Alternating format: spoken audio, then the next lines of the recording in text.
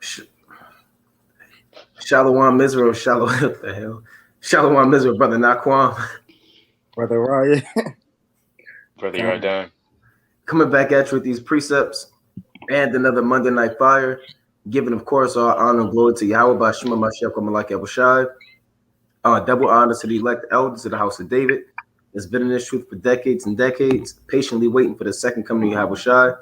Our hearty shalom to the mighty men that go out there and labor and do the work of the Heavenly Father on the highways and byways, and the men and the elders and the young men that may not be out there, but they're working on it, getting built up in the spirit and praying and fasting and being steadfast in the will of the Lord. Even the mighty Aquath out there holding it down in the households, keeping the commandments, being steadfast, that have reverence to their husbands, that are submissive, and even if they're not married, they're still diligent and on fire, focusing on the Most High. Shalom, everybody on the live stream. Going back at it, hitting mysteries in Daniel, volume 5. We in chapter 4 in the book of Daniel.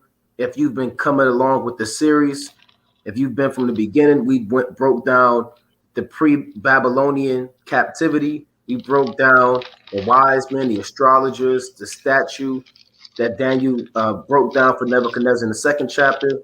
We even went into that in another volume, went to the 10 toes, broke down the Roman Empire. Third, we went into the third chapter, the tribulations that come with this truth. Now we in Daniel chapter 4, right? So we're going to try to cover this whole thing. Most I will, we can get into it. Everybody should have a Bible. You should have you a pencil or a pen, right? Notepad or piece of paper you want to write on, your apocrypha, and we're going to dive into it. Highlighters, you know? So let's deal with it. The book of Daniel, chapter 4:1. This is the book of Daniel, chapter 4, verse 1. And it reads this. Chapter 4, verse 1. Nebuchadnezzar, the king, unto all people, nations, and languages that dwell in all the earth, peace be multiplied unto you. I thought it good to shew the signs and wonders that the high God hath wrought toward me. How Now, great are his signs. what Nebuchadnezzar is doing is he's giving the account of what happened, right? About this dream that transpired. We're going to go through it.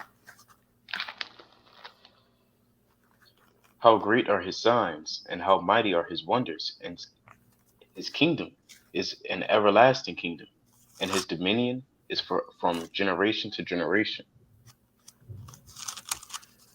I, Nebuchadnezzar, was at rest in mine house, and flourishing in my palace. I saw a dream which made me afraid, and the thoughts upon my bed, and the visions of my head troubled me. Therefore made I a decree to bring in all the wise men of Babylon before me, that they might make known unto me the interpretation of the dream. And this happened before. We went over this in Daniel, the second chapter, when the wise men and the astrologers were set before Nebuchadnezzar to break down a dream. They couldn't break it down. So Daniel had to come on the scene. All right, we can go on. Then came in the magicians, the astrologers, the Chaldeans, and the soothsayers, and I told them the dream before them. But they did not make known unto me the interpretation thereof. But at the last Daniel came in before me, whose name was Belshazzar, according to the name of mine God. And in whom is the spirit of the holy gods, and before him I told the dream, saying. So he don't know what's going on, right? They named Daniel after the name of a Babylonian god, right? And he said that he has the spirit of the holy gods. There is no holy gods. We just went over that in the second chapter. He said that the third chapter, that the God of Hananiah, Azariah, Mishael, you can't speak against them. Can't speak against the Most High. And the Most High is the one that gave Daniel the vision to break down the dream that he had. Now he's retracting, saying that there's more than one God that dwells in dwells in the spirit of Daniel, and allowing Daniel to do these quote unquote miraculous things like break down dreams. All right, go on. O Belshazzar, so like O Belshazzar, master of the magicians. See that Daniel was a master of magicians. Oh, You see that? Go on. Because I know that. And that just go to show you how the heathen, they don't have the spirit, man. They always cleaving into an idol. They cleaving into a god. They cleaving into some type of sorcery, man. And they can't understand the Most High God. Let's go to show you right there. O Belshazzar, master of the magicians, because I know that the spirit of the holy gods is in thee, and no secret troubleth thee. Tell me the visions of my dream that I have seen, and the interpretation thereof. Salakia, let me get this quick precept real quick. In 1 Corinthians 8 and 5. There is no holy gods. There's no pantheon of gods. There's no Zeus. There's no Chemosh. There's no Allah. There's no Buddha. There's no Brahma. Everybody got these so-called gods they believe in. There's only one Most High, Yahweh, Bashima Mashiach Yahushua. That's it. Everything else is somebody's imagination, a fable, a story, right? And let's go to this 1 Corinthians chapter 8 and 5. And the world want to know the Most High, man. That's why he raised up the so-called white man. It says, even for the same purpose have I raised thee up, that my power might be showed in thee, and that my name might be declared throughout all the earth.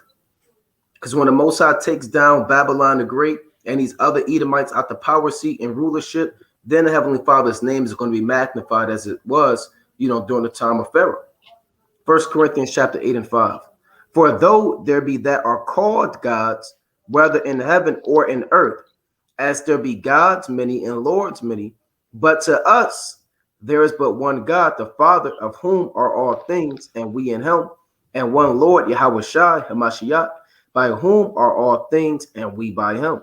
See that? Howbeit, there is not in every man that knowledge. So every man don't understand that you have the Heavenly Father, then you have Yahweh Shai. Certain men, they believe in rocks. You got Jake, they still believe in superstition, man. Don't split the pole, right? And they be having fringes on, man. Don't walk under that ladder. Don't you know that that's bad luck? You give me bad vibes, bad mojo. Take the salt, throw it over your shoulder. Don't open an umbrella in the house.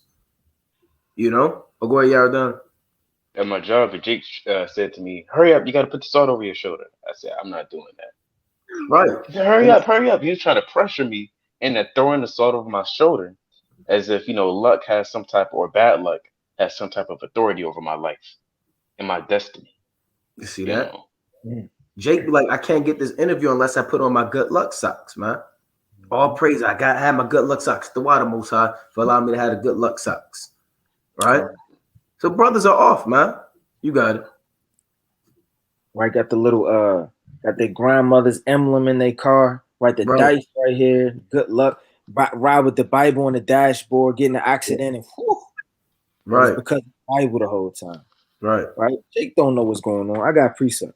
The book of Micah, chapter 5, in verse number 12.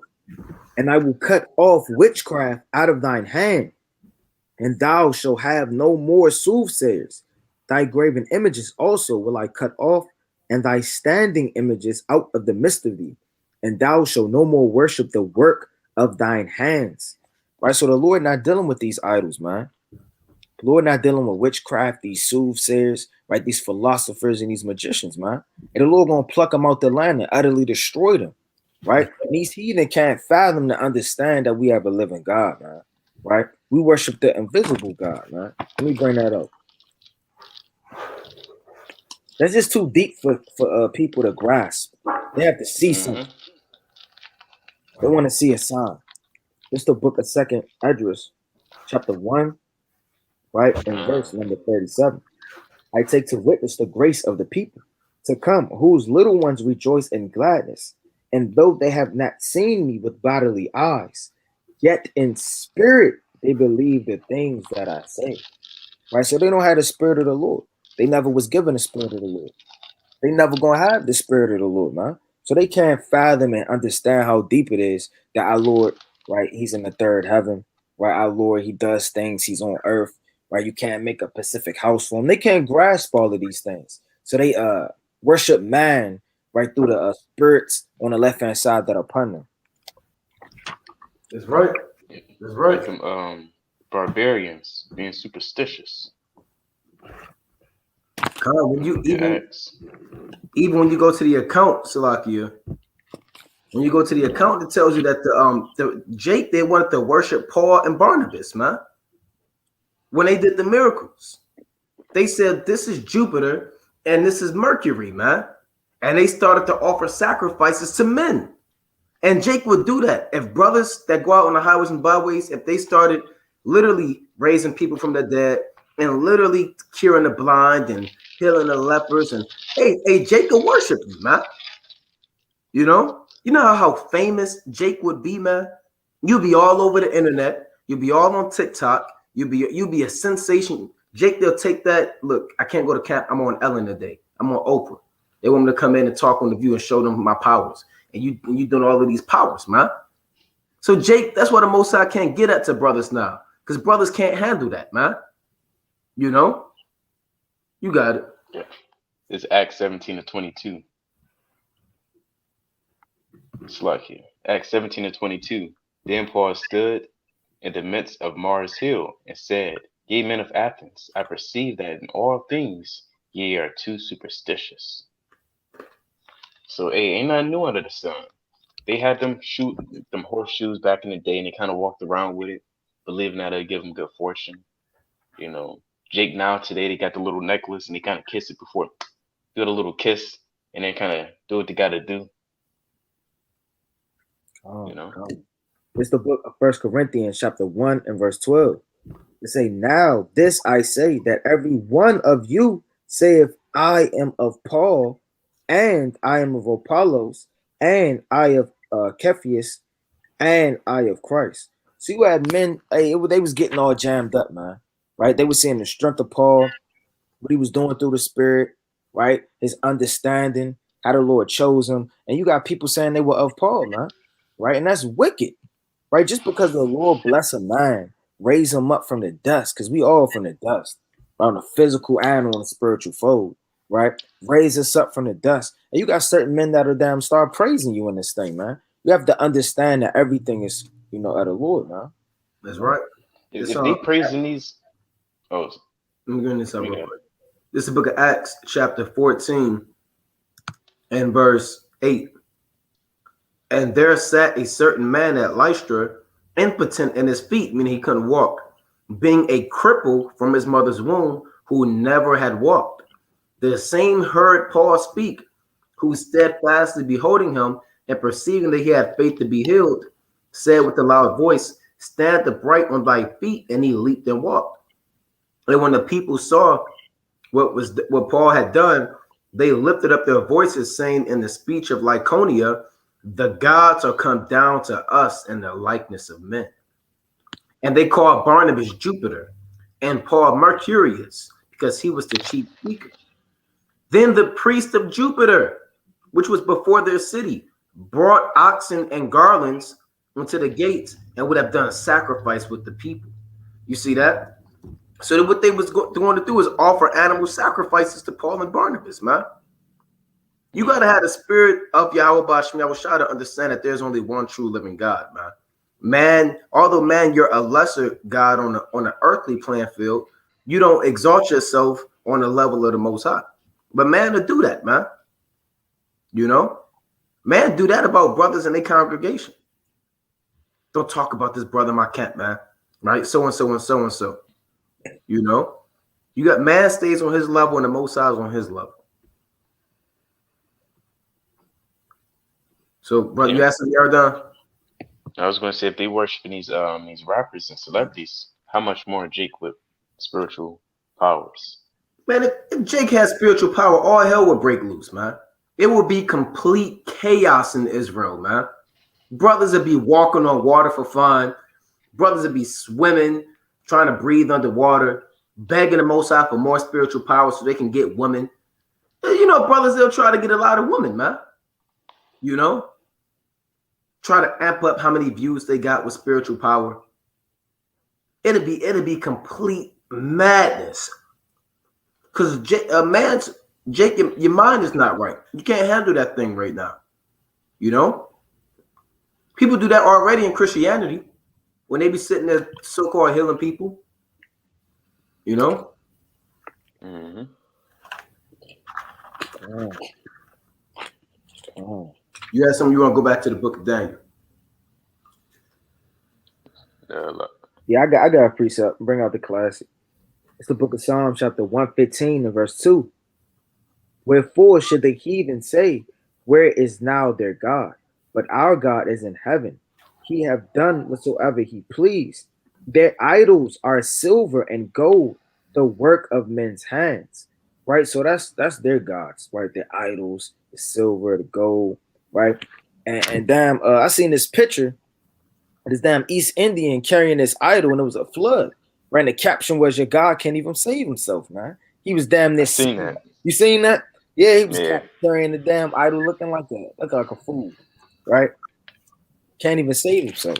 Hey, bro, man, let me get that Baruch, man. He got to help out his own God. Your God needs help. Right, your God needs hope. And that's that's a lot. I got a precept. Calm. Oh, after you. Go ahead. This whole thing crazy. You can't go wrong in Baruch. You know what I'm saying? I'm gonna just bring it out through the spirit. You know, you can't go wrong. I'm gonna start at verse 40. How should a man think? Then think he shall say that they are gods, and even the Chaldees themselves dishonor them. Who, if they shall be one dumb that cannot speak, they bring him and entreat Baal that he may speak, as though they were able to understand. Yet they cannot understand themselves and leave them, for they have no knowledge. Right? So they can't help themselves, they can't speak, they can't move, they can't do a damn thing, man. That old Apollo spirit where you rub that tree trunk before you go up there, man, that's witchcraft. Like that's supposed to give you some type of advantage. That's supposed to help you out, sing better, rap better, or coon off better, man. Right? All of these are idols. It's the book of Psalms, chapter 121, verse 2. I start at verse 1. I will lift up mine eyes unto the hills, from whence cometh my help. My help cometh from the Lord, which made heaven and earth. He will not suffer thy foot to be moved. He that keepeth thee will not slumber. Behold, he that keepeth Israel shall neither slumber nor sleep. The Lord is thy keeper. The Lord is thy shade upon thy right hand. Right? So Most High doesn't sleep. He doesn't slumber. He doesn't take a cat nap. You know, he doesn't, clock out. Most High is, always being righteous. Now these other, false gods, they're not even real. You know, they sleep. Oh.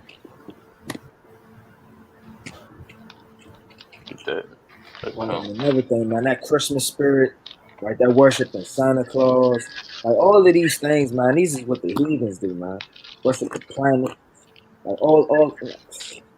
It's bad, man. Right? Let me get the book of Let me bring this out real fast. It's the book of Joshua, chapter 22, and verse number 22, and it reads, "The Lord God of gods, the Lord God of gods, he knoweth, and Israel he shall know, if it be in rebellion and transgressions against the Lord, save us not this day." So the Lord say he's the God of gods, man. Right? Not that there's any other gods, but just letting you know, like straight up and down, over all your philosophies, your idols, right? Your men, your magicians, men you proclaim as gods and things like that. I'm above them all. Right? I'm the living God.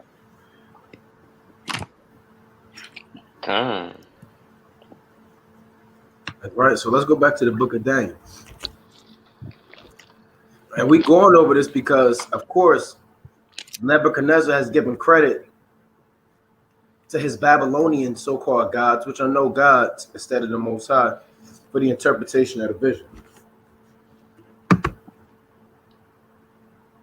So we're back in Daniel chapter 4, and let's read 9 again.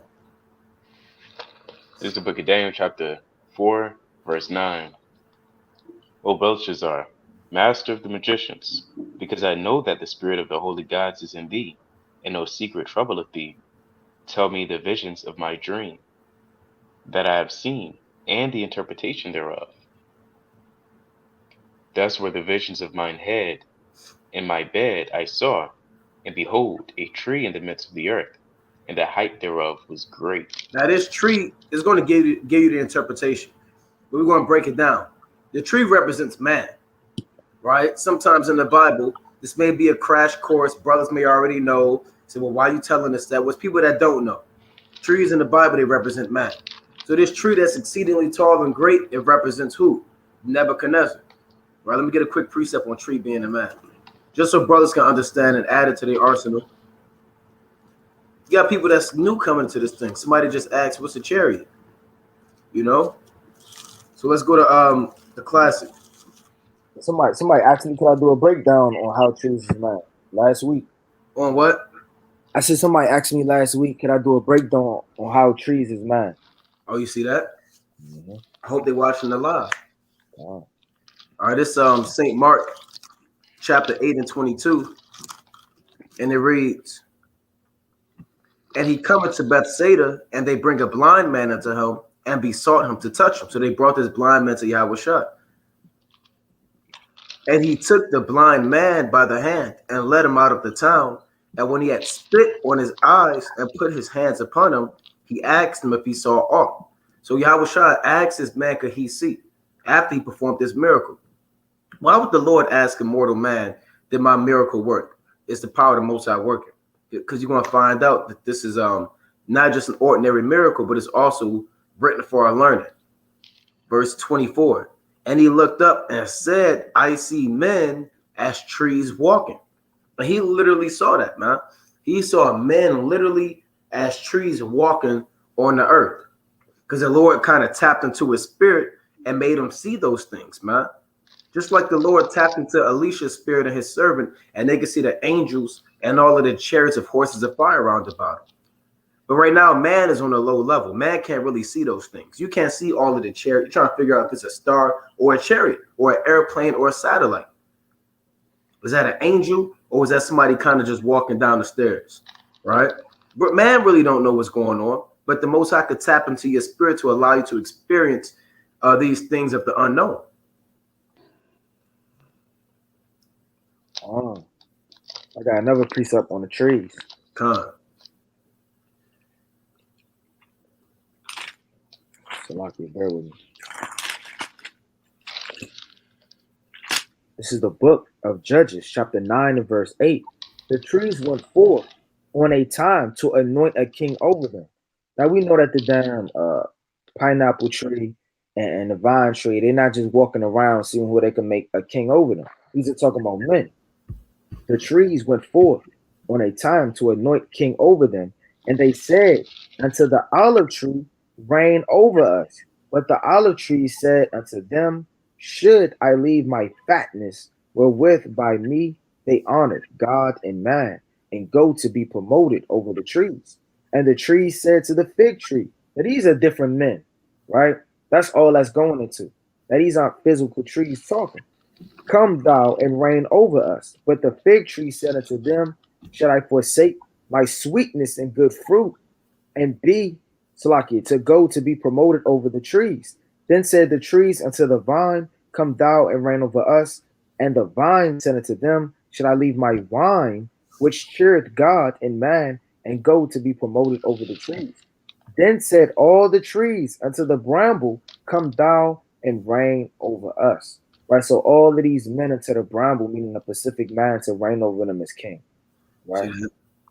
See that? So men in the Bible, sometimes you gotta understand when it's talking about an actual tree and when it's talking parabolically about men. You have to have that discernment. Sometimes it's talking about mountains, sometimes it's talking about kingdoms, sometimes it's talking about water, sometimes it's talking about nations. You know, so you have to always back up everything through the precepts so you don't get caught out there. You know, this Wisdom of Solomon chapter 4 and 3, right? Wisdom of Solomon 4 and 3. But the multiplying broad of the ungodly shall not thrive, nor take deep rooting from bastards' lips, nor lay any fast foundation. For though they flourish in branches for a time, yet standing not fast, yet standing not last, they shall be It's like they shall be shaken with the wind, and through the force of winds they shall be rooted out. The imperfect branches shall be broken off, their fruit unprofitable, not ripe to eat, yea, meat for nothing. See that? And there's men like that, man. There's men that sin this truth, they're not rooted. That's why the Lord didn't randomly decide to use the analogy or metaphor of a man being a tree for no reason. Man, like a tree is rooted. Go try to push a tree outside and see what happens. I'm going to go knock that tree down. You can't do it because that tree is deeply rooted. Certain hurricanes pass by. Certain trees, they still remain intact, like nothing happened. You want to be that tree that's deeply rooted. And where are you rooted by? You want to be rooted by these living waters, right? You want to be rooted in this knowledge. And nobody should be able to push you, pluck you up. No wind, no storm, no doctrine, no demon, no lie, no woman, no man, no family member, no holiday should be able to push you from being rooted, right? And if you're not rooted, your branch is going to get broken off and slack you, and your fruit is going to be unprofitable. And you're going to be good for nothing. So be rooted by these living waters. Con. I got precept. Right. Con, you got it. I got one after you. John, chapter 15, verse 1. Was Christ speaking? Yahweh Shai. He says, I am the true vine, and my Father is the husbandman. Right? Just like that, Yahweh Shai said, like, I'm the vine tree. I'm the vine. All right. He's not literally a vine. This is a metaphor. This is a parable. Every branch in me that beareth not fruit, he taketh away. Every branch that beareth fruit, he purgeth it, that it may bring forth more fruit. Now ye are clean through the word which I have spoken unto you. All right, that's all I wanted to bring out, just to prove that man is likened to trees in the scriptures. It's the book of Romans, chapter 11 and verse 16. For if the first fruit be holy, the physical fruit can't be holy. The apple can't be holy. Right? The orange can't be holy. This is talking about the nation of Israel. For if the first fruit be holy, the lump is also holy. And if the root be holy, so are the branches. Right? So the branch can't be holy. That's talking about man. Matthew chapter 15 and 13. But he answered and said, every plant which my heavenly Father hath not planted shall be rooted up. Right? So if the Lord didn't plant you and choose you, now you got people that's in this thing. You have many people in this truth. Many people are called. You got your auntie, she know that she Israel. I seen a Eve on social media. She had her pants on, talking about Kwame Yashab. Your uncle, he smoked a blunt, said, I've been there, done that. A lot of people kind of say they Israel, man. But they wasn't planted by the Most High. They were planted as a tare. So the tares are going to get rooted up and burned, and the wheat are going to be gathered into the barn. Right? So you want to make sure that you're planted by the Most High, man. Right? These men, you are the trees. And sometimes when you drive and you outside, you got to observe nature and let it talk to you, man. Like the Lord said, you should be looking at the trees with no fruit and examining yourself and fearing the Most High, saying, look, I don't want to be that guy. You know, I saw a tree the other day that was just cut down. I said, I got to get my spirit right, man. You know, because it tell you that in the book of Job. Let me get this real quick. In Job, the 12th chapter, man. You know, this is the book of Job. Wisdom is not always going to come from a mortal man. You can get wisdom from a damn ass in the book of Numbers, chapter 22, man. You know, you can get wisdom from the bee, too, that in Sirach, chapter 11. That it's the littlest, but its fruit is greatest. You know, Job chapter 12 and verse 7. But ask now the beasts, and they shall teach thee, and the fowls of the air, and they shall tell thee. Or speak to the earth, and it shall teach thee, and the fishes of the sea shall declare unto thee. You see that? So even a tree should be able to teach you how to operate in this truth, man. The fruit, no branches. You understand? Trees cut down that can't endure the storm. And you should turn and look at those things and learn from it. That's right. It's the book of Matthew, chapter 7 and verse 16. You shall know them by their fruits. Do men gather grapes of thorns or figs of thistles? Even so, Every good tree bringeth forth good fruit, but a corrupt tree bringeth forth evil fruit.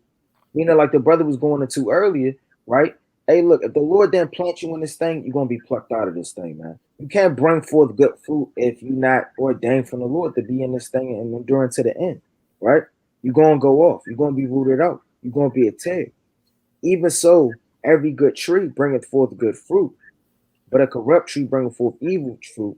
A good tree cannot bring forth evil fruit, neither can a corrupt tree bring forth good fruit. Every tree that bringeth not forth good fruit is hewed down. And then that man gonna be cut down if he's not prospering in this thing, bringing forth fruit. Right? The Lord gave him a talent to break things down. If he's not using it, if he's not staying on fire, if he's not staying diligent, the Lord gonna chop you down up this thing, man. Right? You may feel like you got fruit on your tree. You may feel like everything's good, you're being watered, but it's always a winter time that happens. Things happen, man. Wind happens. You got to be rooted in this thing so that the fruit can stay, right? It says every tree that bringeth forth not forth good fruit is hewed down and cast into the fire, whereby their fruit you shall know them by their actions. What they're bringing forth in this truth, you're gonna know them by. It say in Second Esdras 8:40, like as I have spoken now, so shall it come to pass. For as the husbandman soweth much seed upon the ground, and planteth many trees, and yet the thing that is sown good in his season cometh not up, neither do all that is planted take root. Even so it is of them that are sown in the world, they shall not all be saved, as man being referred to as trees. That's right. This so go ahead. No, that's it on that. All right, this Psalm chapter 37 and 35. I have seen the wicked in great power, spreading himself like a green bay tree. Yet he passed away, and lo, he was not. Yea, I sought him, but he cannot be found. So David said, I saw the wicked spreading himself like a green bay tree. That's how the wicked is. They spread themselves, meaning they in everybody's land. They're in this man's land. They're in this man's land. They have embassies all over the world, military bases damn near in every country, and David still saw it, yet he was cut down. Right? And this is a common theme throughout the Bible. Men and trees. That goes back to the beginning when Adam and his wife hid themselves amongst the trees of the garden, meaning the other nations, the other men on the earth. And you want to be the tree, again, that's rooted. Let me get that real quick in the book of Jeremiah. Right, real quick. This is the book of Jeremiah, chapter 17 and verse. I'll start at 7. Jeremiah chapter 17 and 7. Blessed is the man that trusteth in the Lord, and whose hope the Lord is. For he shall be as a tree planted by the waters, and that spreadeth out her roots by the river, and shall not see when heat cometh, but her leaf shall be green, and shall not be careful in the year of drought, neither shall cease from yielding fruit. So the year of drought is coming, man. What is the year of drought? What causes a drought? Heat. You understand? Heat waves, noonday, destruction, famine, pestilence, all hell breaking loose. A lot of these trees, you're going to flourish until it's time for the year of drought. When the year of drought come, then we're going to find out what trees are going to really make it out of this thing, man. Right? What trees are really going to endure, man? Are you going to be cut down in the year of drought, or is your tree going to still have the leaf and still have the fruit? You know? Or are you just going to have leaves with no fruit? You know the knowledge, you don't have no works to show it. You know? That's right. It's the book of Ezekiel, chapter 17, right? And verse 5. He took also of the seed of the land and planted it in a fruitful field. He placed it by a great waters and set it as a willow tree. And it grew and became a spreading vine of low stature, whose branches turned toward him, and his roots thereof were under him. So it became a vine and brought forth branches and shot forth sprigs. It's not a whole big long parable about trees, man. Right? It's talking about men. It's talking about the nation of Israel. But you gotta go through the precepts to be able to understand these things. I got one more precept. The book of Psalms, chapter 52, and verse 8. But I am like a green olive tree in the house of God. I trust in the mercy of God forever and ever.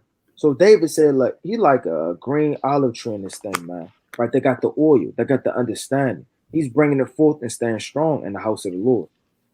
I got another one real quick. This Job.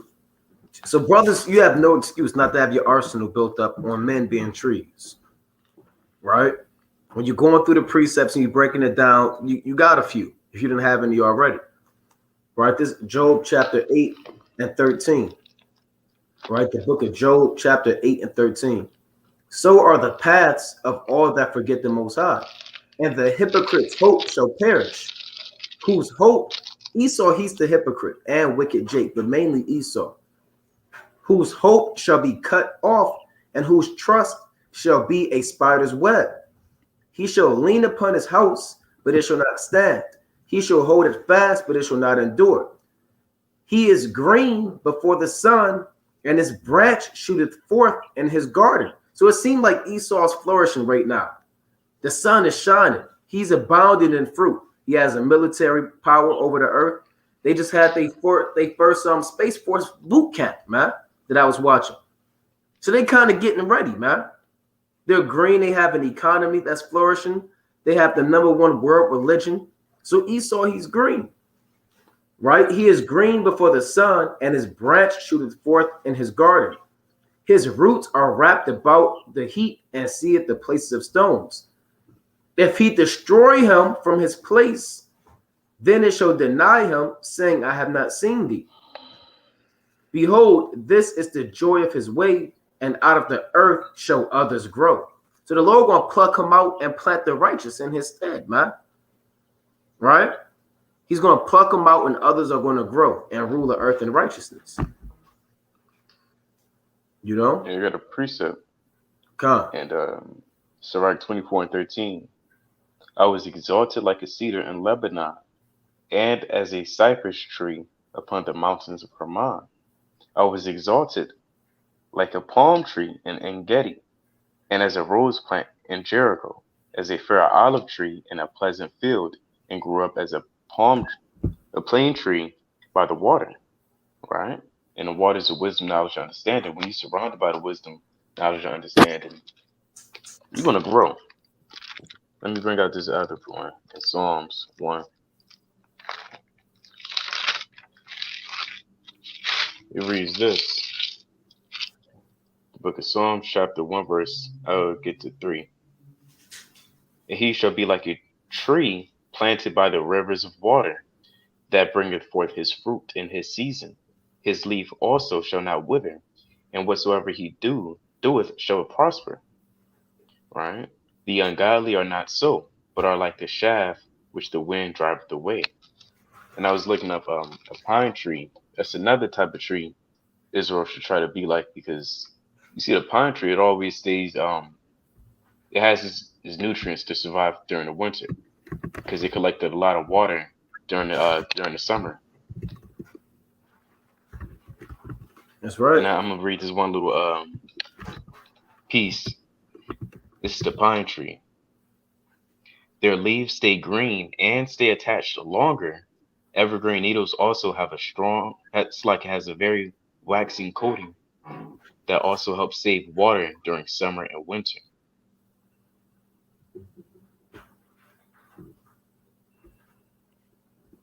And they're green all year round. You know, you got to be green all year round. You shouldn't want to lose your leaves and your branches. You start falling and withering away. You got to stay green all year round. That's right. That's right. So Nebuchadnezzar, he's that tree. And we went through the precepts, and this is what Daniel is breaking down to him. All right. And you may have a dream when you see a huge, tall tree, man. Then an angel come and cut it down. Then you wake up. Right? You got an angel just hacking away in the middle of your dream. Just hacking at that tree. Hacking at the tree. Then an angel pop up on you and say, so shall it be done to this man who is not on fire. Then you wake up. So guess what you do, man? Do you just say that was a wild dream? I don't know what that means. No, look, brother, these things are written for your learning, man. You know, you take into account these things. Let me bring that out. What the brother just said, man, through the screen. All right, it's the book of Luke. Salakia. It's the book of Luke, chapter 13, and verse number 6. He spake also this parable. A certain man had a fig tree planted in his vineyard, and he came and sought fruit thereon. And he coming to see whether this man is on fire, like the brother was bringing out. Is he reading? Is he still praying? Is he fasting? Or is he teaching? And found none. Right, means slothfulness. Right, this brother's giving up. His flame is waxing dim. Then said he unto the dresser of the vineyard, Behold, these 3 years I come seeking fruit on this fig tree, and find none. Cut it down. Why cometh it to the ground? And he answered and said unto him, Lord, let it alone this year also, till I shall dig it about and dung it. Right, that's the Lord's mercy. If it bear fruit, well. If not, then after that, thou shalt cut it down. So men, man, hey, you can't abuse grace in this thing, man. And the Lord is constantly looking at his vineyard, seeing who's bringing forth fruit and who's not, and who's withering away in this thing. That's right. That's right. So let's go back to that in the book of Daniel, chapter 4. All right, Daniel, chapter 4, and let's read verse. What did we leave off? Bear with me. 4 and 10. The book of Daniel, chapter 4 and 10.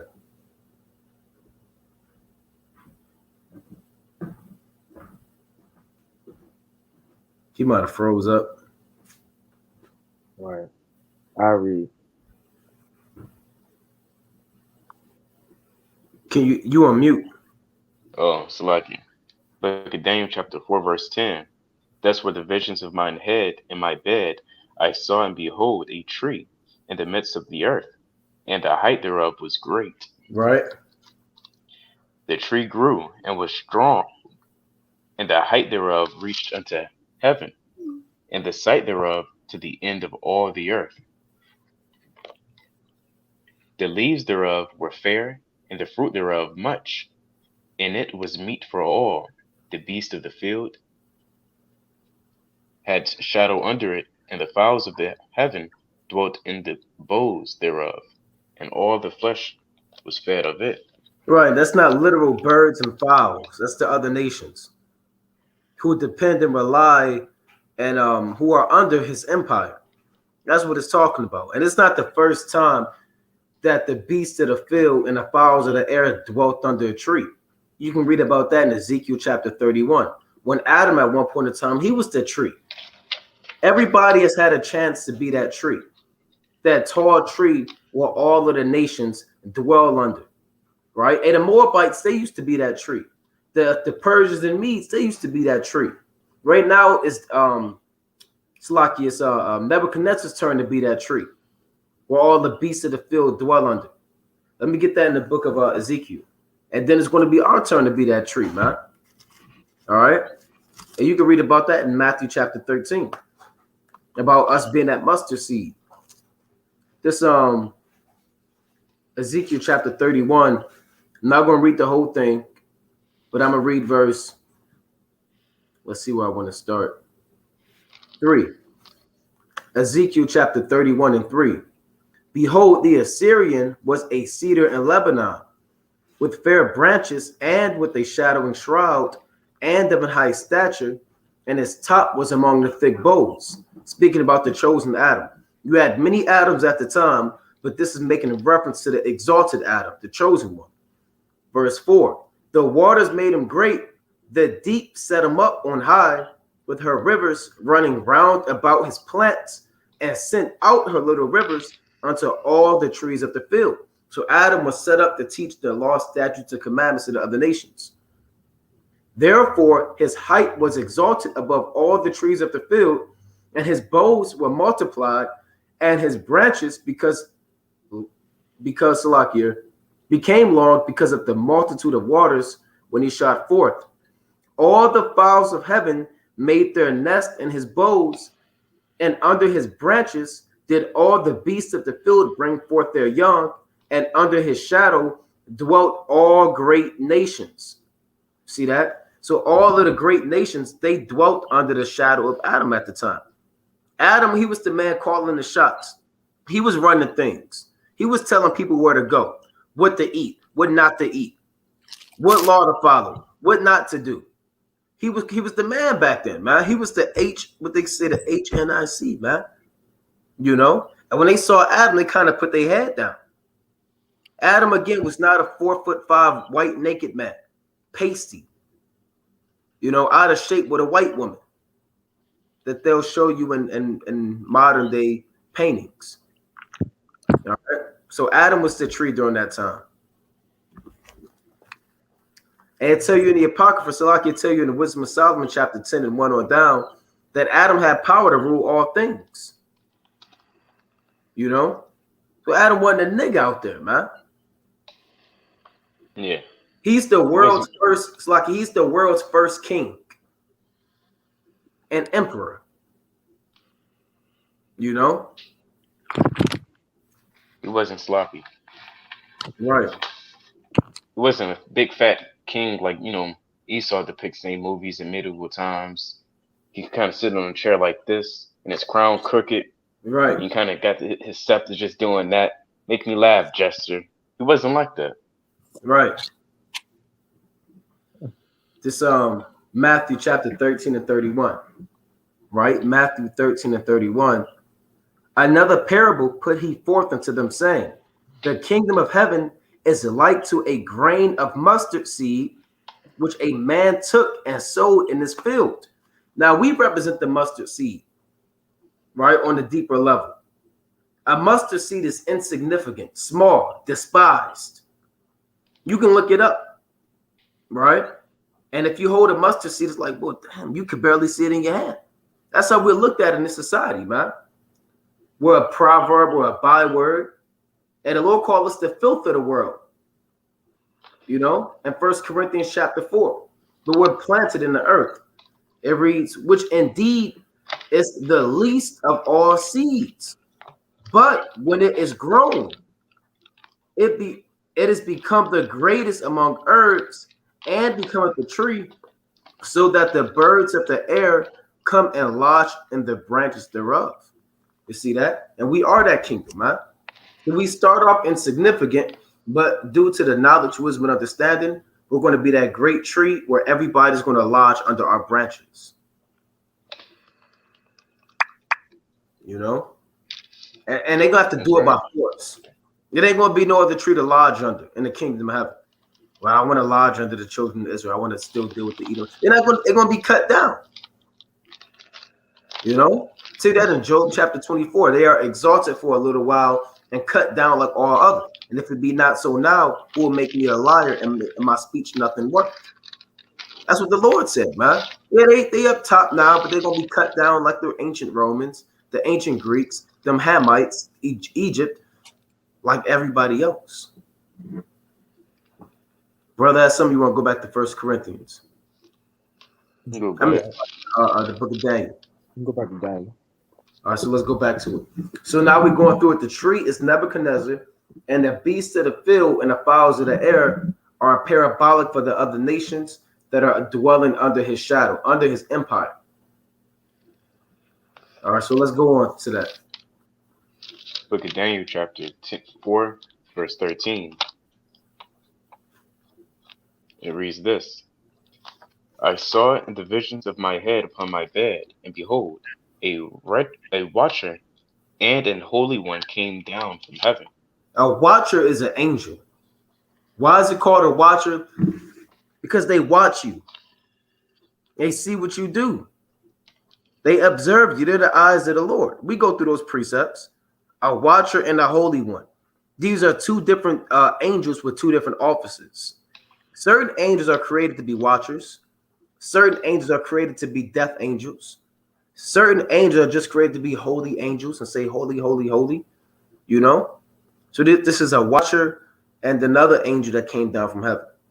Khan, I got a precept. Khan. This is the book of Zechariah, chapter 4, and verse 10.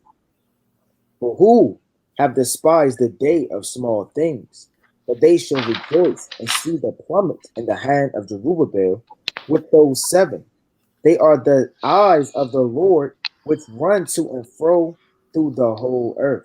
So the Lord, his angels are the eyes that run to and fro all throughout the earth. And what do those eyes do? What do those angels do? They watch. They watch the accounts of you while you sleeping, man. They watch the accounts of you while you in your car. And they watching, man. Right? They watching that brother damn doing something he don't need to be doing, man. Right, with the lights out, right? He watching that sister right down the street. And the angels are everywhere recording everything, and they the watchers. Right. And and their eyesight is 4K. It's not 260. It's not 360. You know, it's all pixelated, and they return back to the Lord, and the Lord can't see what they saw.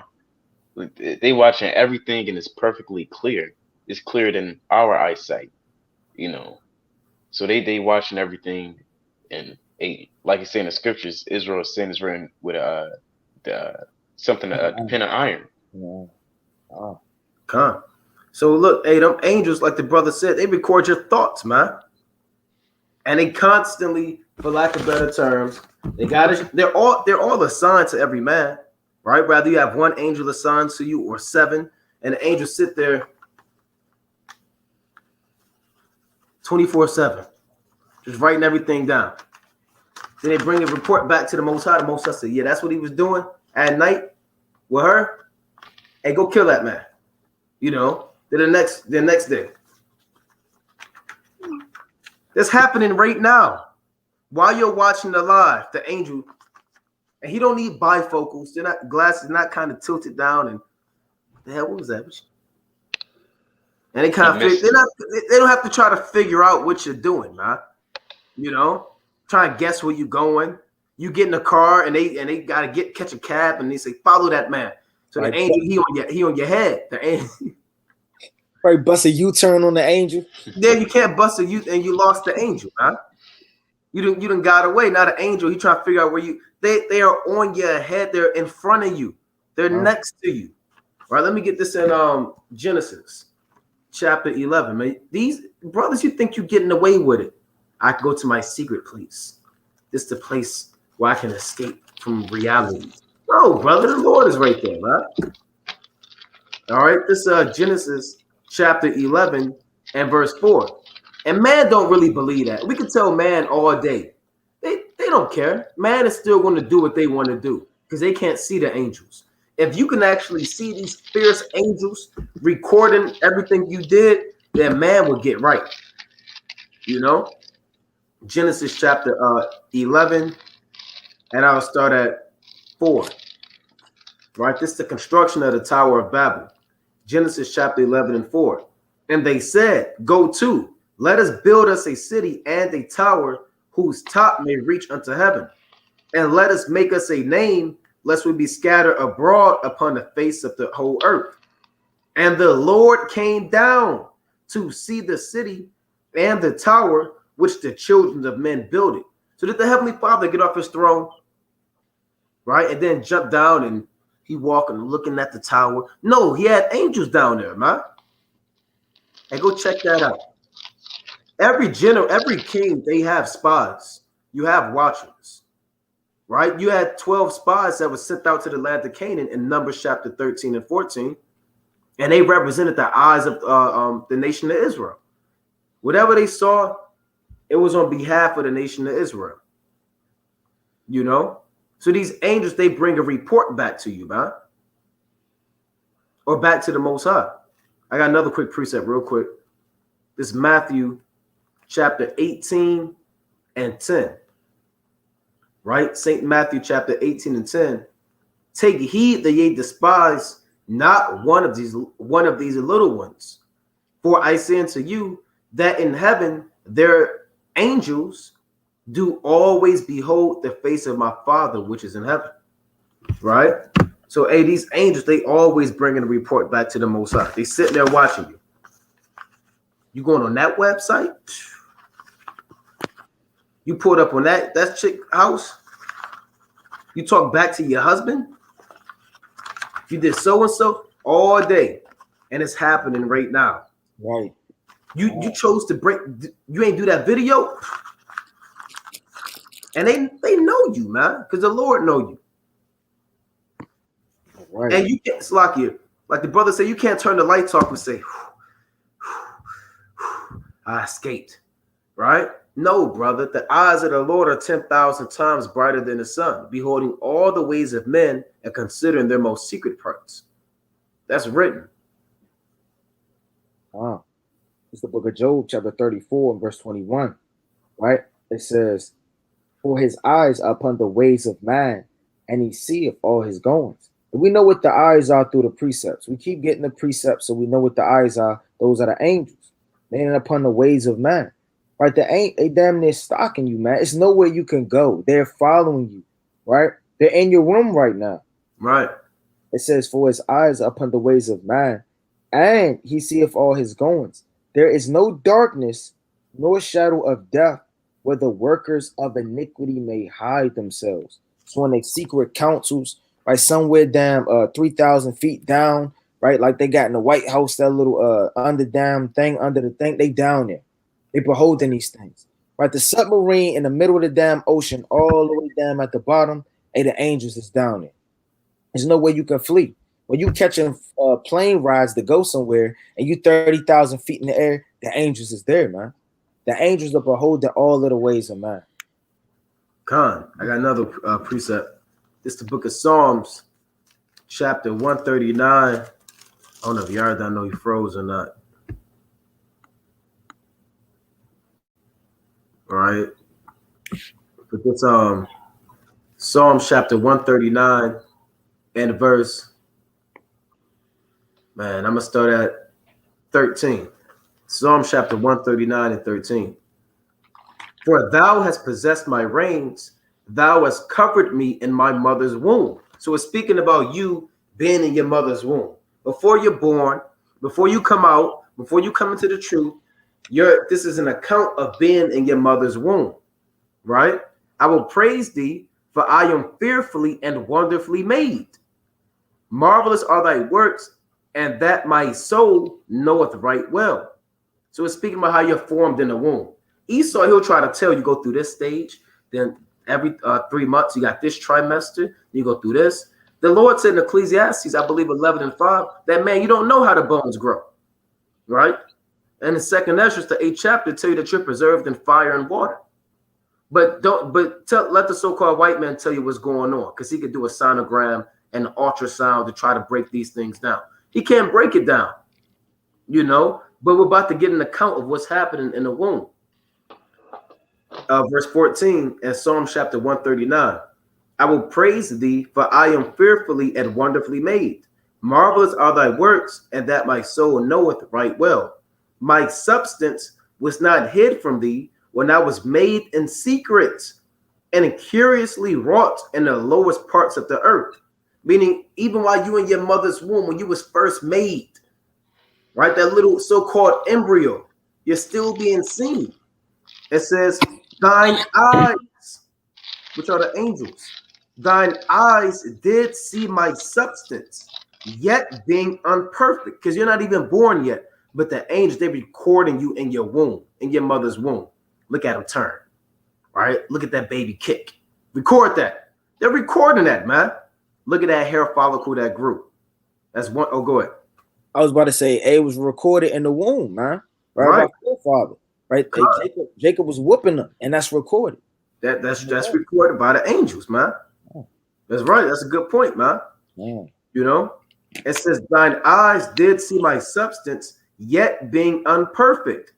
And in thy book, all my members were written, which in continuance were fashioned, meaning as you grow, the angels record your growth, right? You think that when you stand on the wall and they kind of chalk off how tall you are, you doing your thing. No, the angels been doing that. As you grow in the womb, and every month that's being recorded, man. You know, how many times you cry as a baby, how many hairs on your head? Tell you that in the book of Matthew, the 6th chapter.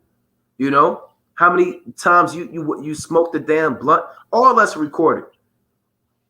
Right? It says, which in continuance were fashioned, when as yet there was none of them. How precious also are thy thoughts unto me, O Most High. How great is the sum of them. You see that? So even in the womb, you can't escape. There's no escaping. Right. Here go a precept. It's Psalms 139 and verse 7. And I'm going to jump down. Whether shall I go? Huh? Kind of just read that. Okay. Yeah. You read verse You kind of froze up. You read verse 13? You can bring it out. It could be so nice. It can be brought out twice. Psalms 139 and 13. For thou hast possessed my reins, thou hast covered me in my mother's womb. All right, baby. Brothers brought it out. I got another one real quick. That's right. It's Job 22 and 12. I'll get at 14. I'll start at 13. And thou sayest, how doth God know? Can he judge through the dark cloud? This is the mindset of a wicked man. Thick clouds are a covering to him, that he seeth not, and he walketh in the circuit of heaven. Hast thou marked the old way, which wicked men have trodden, which were cut down out of time, whose foundation was overflown with the flood? Right? So wicked men, they say, hey, the Most High can't see. He got too much stuff he got to worry about. They say, oh, the clouds are too dark. You know, it's a rainy day. I'm in my house. I'm in my basement. I got my cover on. Surely he can't see me. I can try to, get away from the Lord. That's off. That's off, man. That's what, man. You should fear the Lord, man. Oh, brothers and sisters, you gotta fear Yahweh Shemiyah, man. Like the brother said, there's an angel, and you think you're driving in a car, and you driving, and you got the thoughts to yourself. The angel, he in the passenger seat, man, staring right at you. You know, looking at you. A big, strong, so-called black man. And if you kind of think a wicked thought, he kind of cut your brakes. You know? So you got to fear the Lord, man. So we back in, this is the watcher that came down in the book of Daniel, the 4th chapter. Nebuchadnezzar, this great tree, is exalted. Then the watcher and the angel came down. Right? So let's go back to that in Daniel chapter 4. I'm going to read verse 13 again. Come. Daniel chapter 4, verse 13. I saw in the visions of my head upon my bed, and behold, a watcher and an holy one came down from heaven. He cried aloud and said thus, hew down the tree, and cut off his branches, shake off his leaves, and scatter his fruit. Let the beasts get away from under it, and the fowls from his branches. Read that again, Baba Gasha. Verse 14. He cried aloud and said thus, hew down the tree. Hey, Salakia. Hey, that happens every day. A lot of brothers think that this is a one-time thing. Oh, glad that was. This happens every day, man. Now, you don't really hear that. You don't have to hear it. The Lord don't have to make this thing audible to you. You hear the angel say, hew down the tree. And it's in the Hebrew, man. Right? It's in the Lashawan Kodash when they say it. And you might hear that too. You might not. You might hear a voice in the Hebrew, and then you kind of get a reprobate mind instantly, man. Right? The Lord cut down man every day. You can go to sleep knowing that you Israel and wake up thinking you a damn Muslim, man. Stop playing with the Most High, man. He can hew you down. You know? I'm gonna take a quick nap. I'll read later. And you wake up and now you never ever want to read because the Lord gave you over to that vanity. Next thing you know, you a homosexual. You think you 8 feet tall. You know, you're eating a lot of chocolate.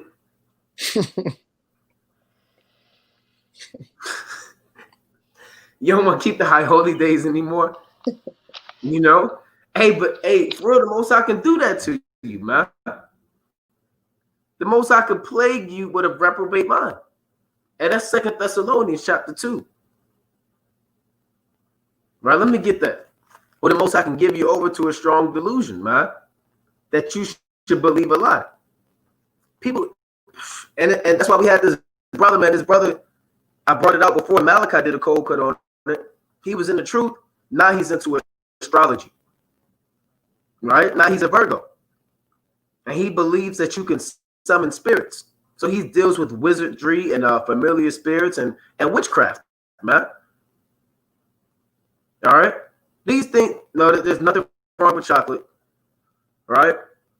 But the point is, you can go from being in this truth to being out this truth just like that. All right? 2 Thessalonians, and the Lord did that to Nebuchadnezzar because he was proud, man. All right, 2 Thessalonians chapter 2 and 11. All right, let me get that real quick. And it reads, and for this cause, God shall send them strong delusion that they should believe a lie, that they all might be damned who believe not the truth, but had pleasure in unrighteousness. You see that? So the Most High just said that if you don't believe the truth, if you have pleasure in sin, you have pleasure in wickedness, the Most High can cause you to literally believe a lie. And we're going to read about that in the book of Daniel, the 4th chapter, man. He can literally cause you to believe a lie. Why do you think there's so many doctrines and so many philosophies out there? Because the Lord made them to believe that. I got a precept. It's the book of Isaiah, chapter 66 and verse 4. I also will choose their delusion. So it's not by chance that men climb buildings and jump off. That's a strong delusion, man. You literally got men that scaling buildings, man, jumping off, man, right? And it was an angel that was either telling them, you can make it, right? You're Spider-Man. It's no telling what these thoughts are in these men's head, man. Or you can fly, right? Or climb to heaven. Whatever the hell was running through these men's minds, it said, I will choose their delusion and I will bring their fears upon them. You got people really seeing big, gigantic spiders, right? Hey, the Lord can do that. It said, I will bring their fears upon them because when I called, they did not answer. And when I spake, they did not hear. But they did evil before mine eyes and choose that in which I delighted not. So they didn't want to keep the commandments, right? They wanted to be reprobate. They wanted to do the lust of their flesh. So the Lord created strong delusions for them, man. Right? You got stuff called sacred. I don't know how to pronounce it. Satriatic, damn hospitals and stuff. So lucky for the pronunciation, right? You got people saying all kind of crazy stuff, man. Right? Feeling like they like the brother said, 8 feet tall. Right? They got movies like that, man. And that's really what's going on in their mind because the Lord plagued them with a demon to choose their delusion. That's right. This Hebrews chapter 10 and 31. It is a fearful thing to fall into the hands of the living God, but call to remembrance the former days in which after ye were illuminated, ye endured a great fight of afflictions. So it's a fearful thing to fall into the hands of the Most High, man. All right. When you can literally believe in this truth, you can be teaching your family members, you can be keeping the Sabbath day. You can have your fringes on. Eve, you can have your hair wrapping, your dress on. Men, you growing your beard out. Next thing you know, you really don't believe in this. You slowly begin to lose interest. You kind of don't. You kind of look at your Bible. You really don't want to read no more. You really don't pray like you used to pray anymore. Right? And you don't have to get a reprobate mind overnight, like we say. It can be slowly deteriorating. When you hew down a tree, it's not just one swing for a big, strong tree. It takes a few... few hats. It take time. Yeah, take time. And that's slowly the angel just hacking away at you, man. Now you kind of, like I said, you don't want to watch the videos anymore. You don't want to kind of get the live streams or study like you used to. Your highlighters, you lost them. You don't know where they at. Your pens and all your breakdowns. You used to study, and now you want to go back into the world a little bit. There was a brother that said that his flesh gave into the world. He confessed that. I said, well, brother, where you been at? Yeah, he said, my flesh gave into the world. You see that? So you don't want to be the person who the Most High slow. And the thing about a reprobate mind, like I brought out on a cold cut, is that you don't know that you have a reprobate mind. Anybody that has a strong delusion sent to them, you don't know it. You're going to justify your actions. Somebody that's in the truth has to tell you, look, brother, you got a reprobate mind. And guess what's even more crazy? You're not going to believe that person. That's a fact. Like the brother brought out, when you hacking down the tree, it happens slowly. It happens slowly until it tumble over, man. And that brother, he just not going to understand that he waxing slower and slower. Like it was a brother, we all know who it is, right? Brother made a cold cut about him. Right? The brother used to read at camp. Then he started drifting off in the background. Now he just wanted the whole post. Just don't want to read no more out of nowhere. You see it slowly. Then it went from not holding posts to barely coming to camp, having an excuse. My leg hurt. You're good. Leaving camp early. When can we leave camp? Why are we still at camp? Yeah. We got work to do, brother. Yeah. I remember I had picked the brother up one time. Him and his I don't know if his little brother was with him that day or not, but I picked the brother up, and after camp, it couldn't have been no later than 9 o'clock, 9:30, maybe 10 at the latest. He was like, can we go? Can we go? Like he had something evil to do. You know, like a crackhead when they want to get home to crack, or like they trying to get home to that woman. It was like it's nowhere in hell you wanted to get home so fast. It's like you was into something, or you had some plans. And I perceived it. I was like, what's going on? Like I tried to press him out to tell me, or else I'm not moving type of thing. He said, come on, I warm up the car. Can I get the keys? Like a crackhead. See that? You see that? Can I warm up the car? Chopped down. Right? And you don't want to be chopped down. And the Most High is chopping it down in the last days. Then you go to Luke chapter 13. You read that already, right? Oh. Yeah, the Lord said if he let me dig about and dung it, and if he, be on fire, then that's good. But if not, then I shall cut it down. Paraphrasing it. Right? So you want to make sure that the you are doing what you're supposed to be doing to ensure that you're not being cut down. And you never know when the Most High is giving you the opportunity to dig about and dung it. When he give you that chance to repent, you don't know. You're a tree. You don't know who's how many times you're being fertilized and being taken care of by the Lord. How much mercy you get from the Most High. And if you're not bringing forth fruit, he will cut you down. And guess what's going to happen when all hell break loose? You're not going to make it, man. You're going to go, like a lot of people, they going right back into the world. Many people, man, we went from the great awakening to the great falling away. A lot of people saying, I don't know about that Hebrew Israelite thing anymore. That was a phase in my life. A lot of brothers saying, I don't believe in that Bible anymore. Show me that we have to keep the law. People saying that you don't have to keep the laws anymore. They got fringes on. All manner of confusion, man. And if you're not on fire, you're going to be caught out there. You got to deal with it. And another thing about it is, like, and you never know when the storm going to come. You never know when the storm going to come. So you just got to always be strengthened as a tree, man. Because you never know when the wind going to blow. It kind of happens spontaneously, man. Right? So you got to be prepared in this thing. God, I got a precept. Bear with me. This is the book of let's see. No, that's it. We don't have to get that. You got to stay green all year round. Come and stay rooted. Oh, here you go. Here you have it. This Ecclesiastes chapter 10 and 18. Right? Ecclesiastes chapter 10 and 18. By much slothfulness, the building decayeth, and through idleness of the hands, the house droppeth through. So a house don't just deteriorate overnight. You don't just go buy a new house, then you wake up now, all of a sudden it's breaking down. No, slowly you got a damn leak in the roof. The door kind of fall off the hinges. The stove don't work. What else happened? The damn glass break. And through a man that's not keeping his house up and he's not taking care of his house, it's going to slowly fall apart, man. By much slothfulness, the building's going to decay. You're the house. You have to take care of your house. And if you don't take care of your house, if you're slothful and you lazy, you're slowly going to decay. Decay means die.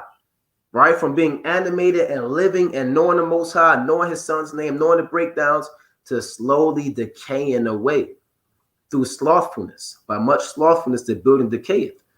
And through idleness of hands, the house droppeth through. Then it completely collapsed. That's what happened to brothers, man. They go from being on fire and knowing this truth, and then they start backsliding and being slothful, and their whole house decays. Oh, Hey, that's why you gotta real quick. Oh, you go ahead. I'm gonna pull out the precept. it's the book of Proverbs, chapter 24, and verse 30. I went by the field of the slothful, and by the vineyard of the man void of understanding. And lo, it was all grown over with thorns and thistles, and covered the face thereof, and the stone wall thereof was broken down. So the Lord visits the vineyard. He's seeking the fruit on it, right? And then he sees certain men that's grown over with thorns, like you read about in Mark, the 4th chapter. They letting philosophies, women, doctrines, the cares of this world come and choke them, man. They're supposed to be yielding forth fruit, but they getting entangled with the things of this world. Like the brother brought out the point, the brother said, my flesh gave into the world. That was them thorns that was choking that fruit and growing in the garden. Then I saw, and I considered it well, and looked upon it, and received instruction. Yet a little sleep, a little slumber, a little folding of the hands to sleep. So shall thy poverty come as one that travaileth. That's not meaning you're going to go broke because you lead this truth, right? Your money going to start waxing low. No, you're going to lose your riches that the Lord gave. You're going to lose the understanding. You're going to lose the wisdom, which cannot be measured nor numbered, man. All of the rubies, the diamonds, they don't compare into it. You're going to lose all your substance and come to poverty. Come to that same estate that you were before you came into this truth, man, when you were poor, desolate, naked, wounded, blind, right? It says, and one that travaileth, and thy want as an armed man. So you don't want to give a little sleep to anything in this thing. As soon as you hit that alarm clock in the morning, you think you sleep in 5 minutes, all hell done broke loose, you woke up at lunchtime, right? You lost your job. Right. Oh, because you wanted to do a little sleeping, man. Hey, it's work to do. You got to get up, man. It's time to put the work in. Right. This Quick proper, precept. This it's like in Second proper, Thessalonians 13:5, where it says, "Examine yourselves whether ye be in the faith." It's like in Second Corinthians 4:13-5. Examine yourselves whether ye be in the faith. Prove your own selves. Know ye not yourselves, your own selves, how that Yahushua Mashiach is in you, except ye be reprobates. So if you're not examining yourself, like the house, for example, if you're not doing checkups in your house, then it's going to utterly fall apart. And when houses deteriorate and fall apart, spirits like that. They like broken things and things that's out of order. And that's what they kind of say in the world too. Oh, it's the house is haunted because it's all broken down and nobody maintains it. So spirits kind of like that. They like that destroyed, vessel. That's right. That's right. And there are actually things you can look up. Like I just looked up signs that a house will collapse. You can kind of, and if you don't pay attention to those signs, then you're not going to fix it, man. You're not going to know what's wrong with it. Now they got this thing, 25 silent signs your house is falling apart. And you got to take this and apply it with the truth. Now they're saying the earth around your home is sinking. Your walls are uneven or they look warped. Your floors slope or they feel bouncy. Your home has a damp smell. You smell a gunpowder-like odor or cracking joint paint in your doorways. Now that's just 8 signs. Now, brothers, they don't know that. You may think that's normal. I'll fix it later. I get around. It's not that bad. You know how Jake is. It's not that bad. Right? That's how it's supposed to be. Right? No, it's not supposed to be like that, man. And slowly, if you don't pay attention to those signs, them signs are silent, man. And your house slowly fall apart. Next thing you know, you walk in the damn door and you fall through, man. I saw that in this movie. Not this movie. Damn, they had the TV show Hoarders back in the day.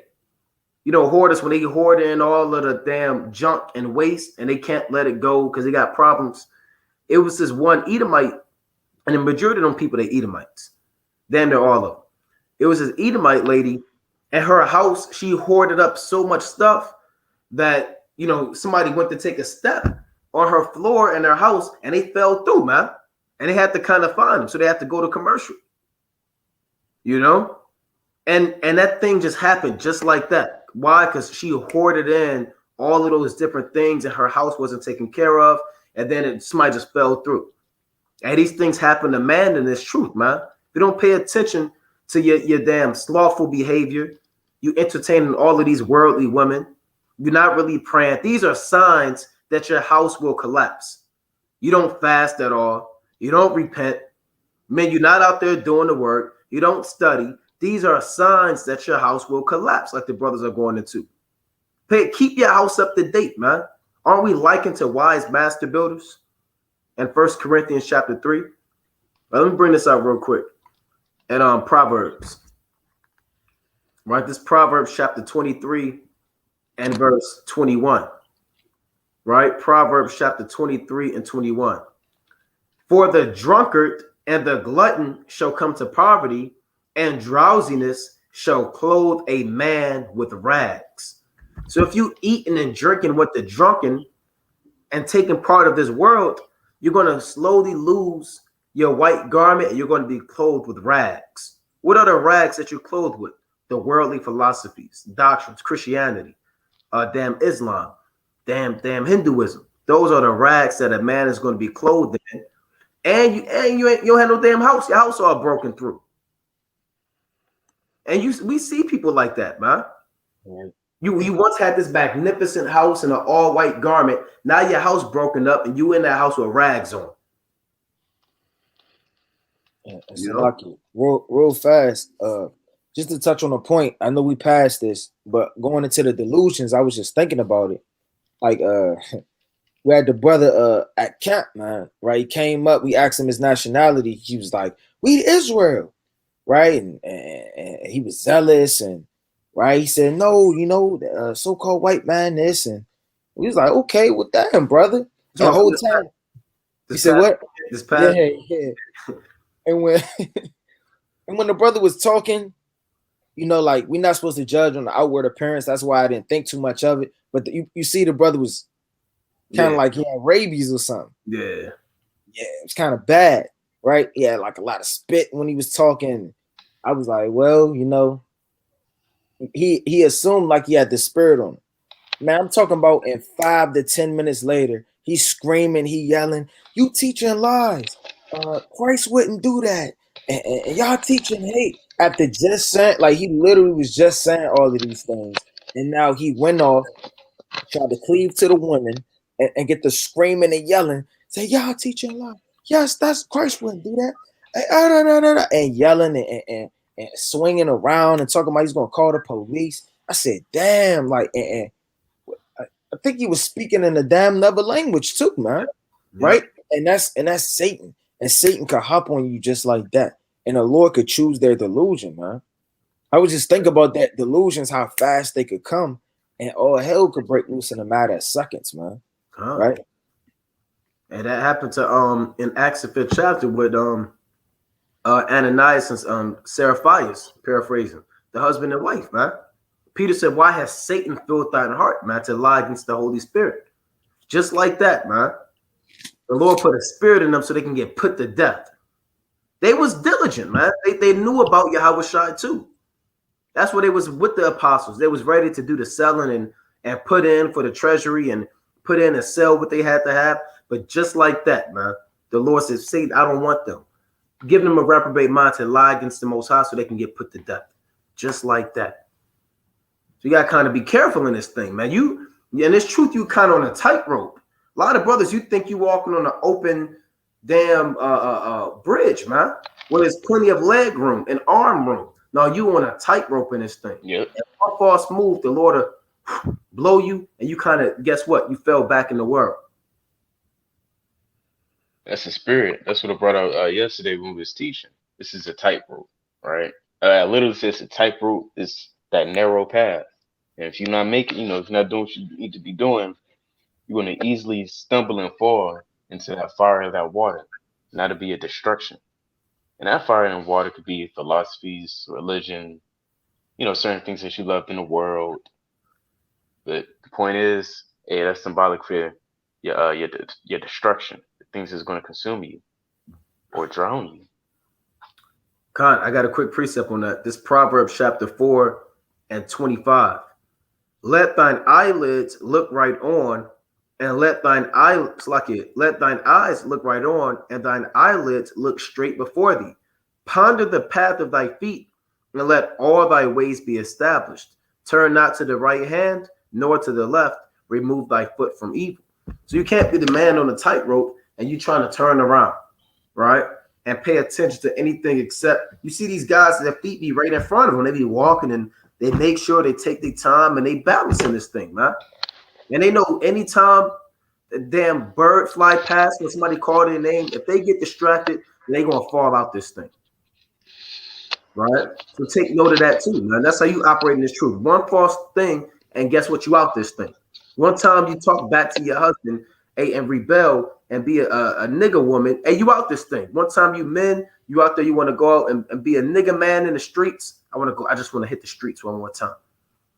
Right? Let me see what's going on. Streets talking. I want to see what's happening. Hey, brother, you go back and you tuck your fringes in, you're not going to make it, man.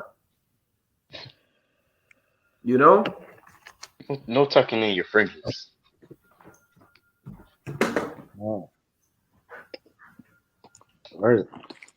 They had a precept or a point. The same way with the houses. There's a lot of analogies and lines we could draw, but I want to bring out with your body. People don't wake up and get diabetes overnight. That happens over time because you have a poor diet. You don't want to work. You don't want to do any exercise. You're too slothful. Therefore, you're going to destroy your body. The point is, slothfulness is a weak attribute to have in this society. Because it's so, it's easy to get slothful too. Because you got a lot of Esau's devices that's thrown before your face.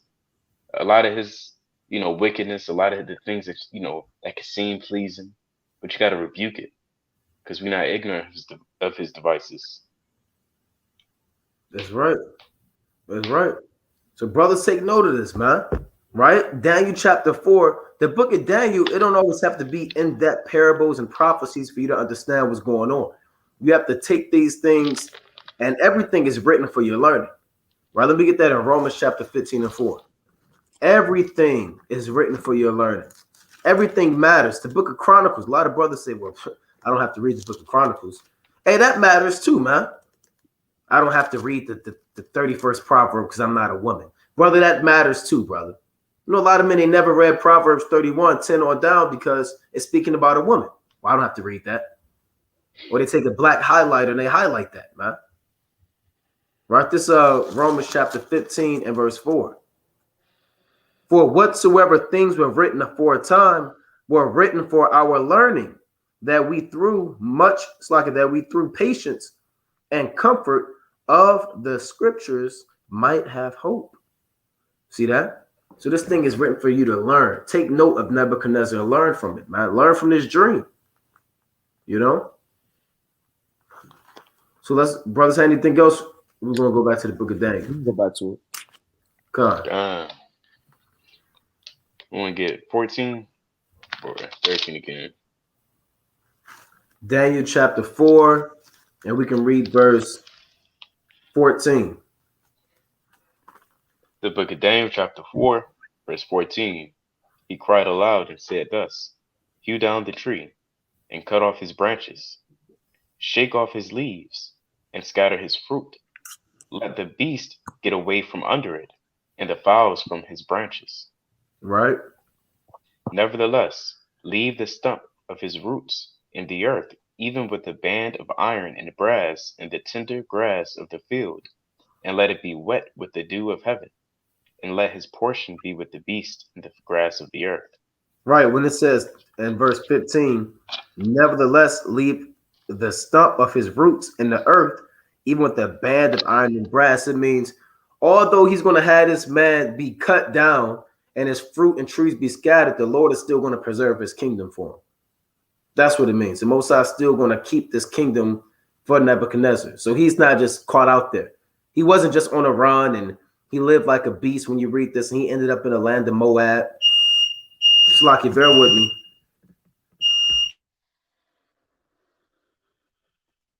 All right. I read off from what the brother was bringing out. It's the book of Daniel, chapter 4, verse 15. Nevertheless, leave the stump of his roots, that the brother was bringing out, the remaining of his kingdom in the earth, even with a band of iron and brass, and the tender grass of the field, and let it be wet with the dew of heaven, and let his portion be with the beast and the grass of the earth.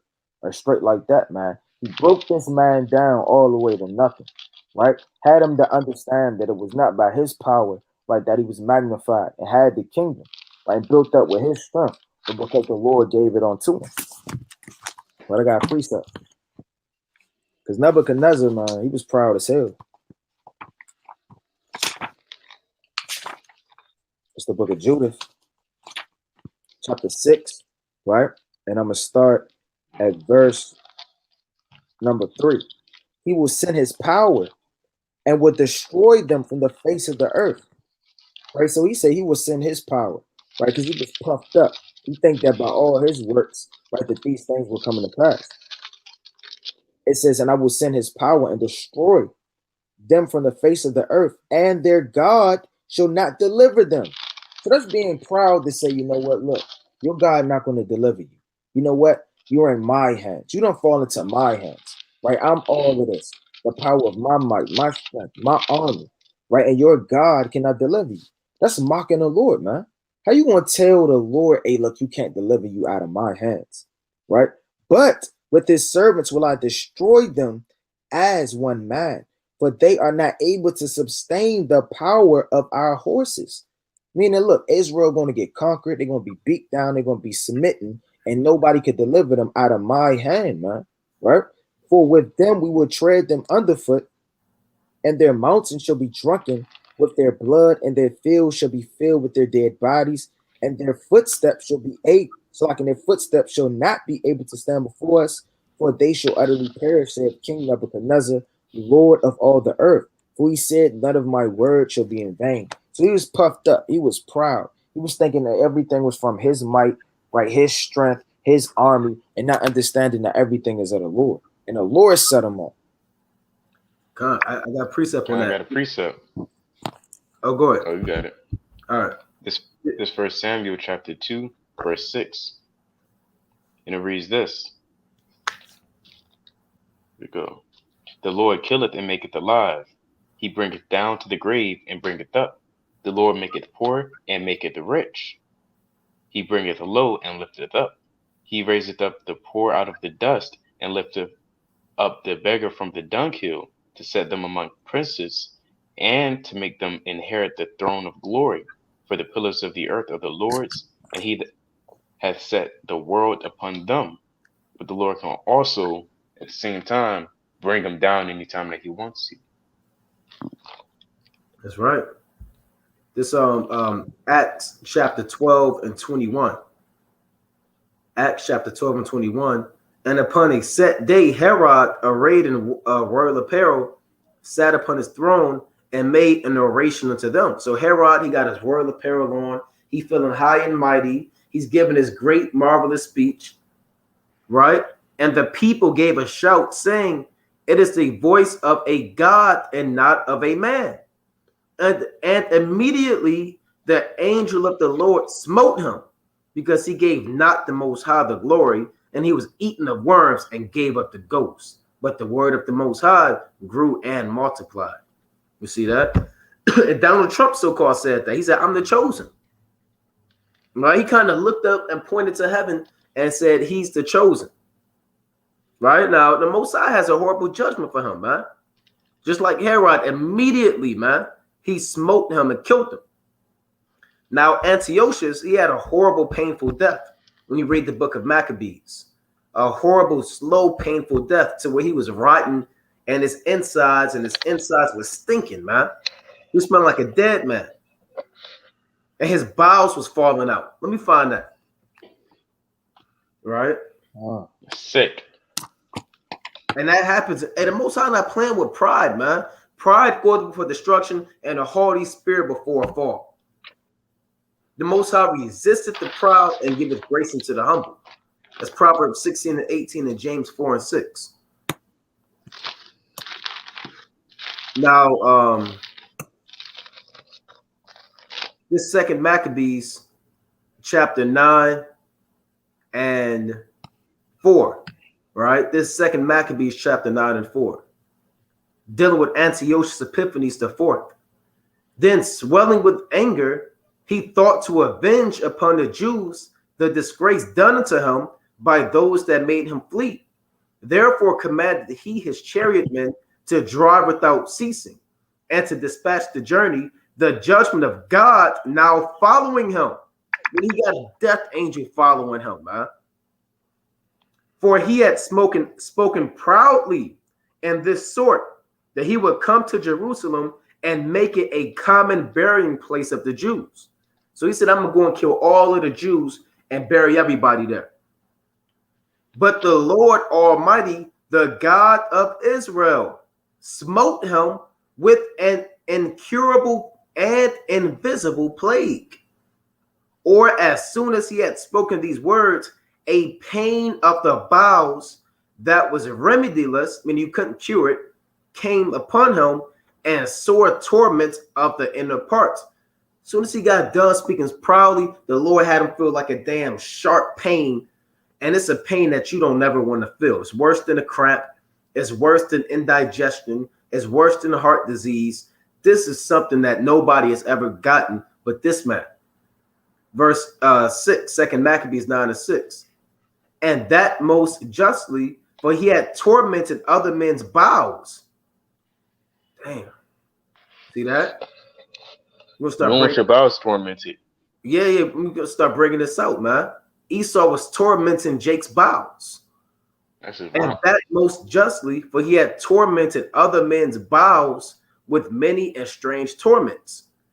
Howbeit, he nothing at all ceased from his bragging, but still was filled with pride, breathing out fire and his rage. That show you the white man's a dragon. Straight up like that. Brothers, bring that precept out. Because he was breathing out fire and his rage against the Jews and commanding to haste the journey. But it came to pass that he fell down from his chariot, carried violently, so that having a sore fall, all the members of his body were much pained. And thus that a little aforethought he might command the waves of the sea, so proud was he beyond a condition of man, and weigh the high mountains in a balance, was now cast on the ground and carried in a horse litter, showing forth unto all the manifest power of the Most High. So that the worms rose up out of his body of this wicked man. And whilst he lived in sorrow and pain, his flesh fell away. And the filthiness of his smell was noisome to all his army. That's a horrible death, man. He got worms coming up out of his body while he's alive. Right? Just coming up out his arm, coming out his nose, coming out his damn eye. You trying to pull it out. What is this? He's screaming. And he stink because his body rotten. The whole army could smell his body dying. Right?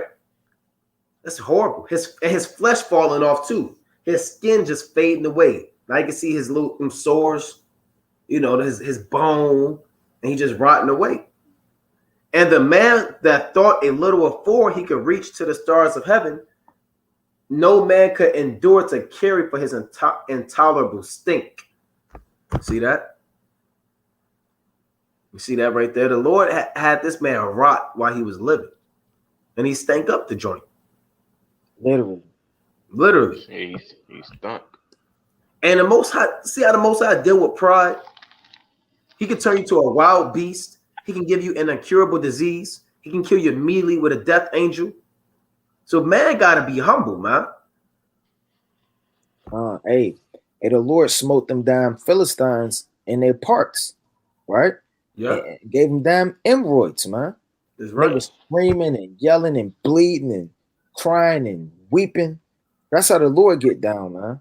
Right? So don't think you going through hell because you lost your job, man.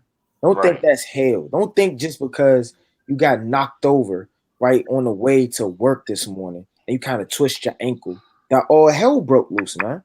Because the Lord could really turn up on you for real, for real. Yeah. This Sirach chapter 10 and 9. Why is earth and ashes proud? There is not a more wicked thing than a covetous man. For such an one setteth his own soul to sell, because while he liveth, he casteth away his bowels. So the Lord called man earth and ashes, man. What are you proud for? You're just a man.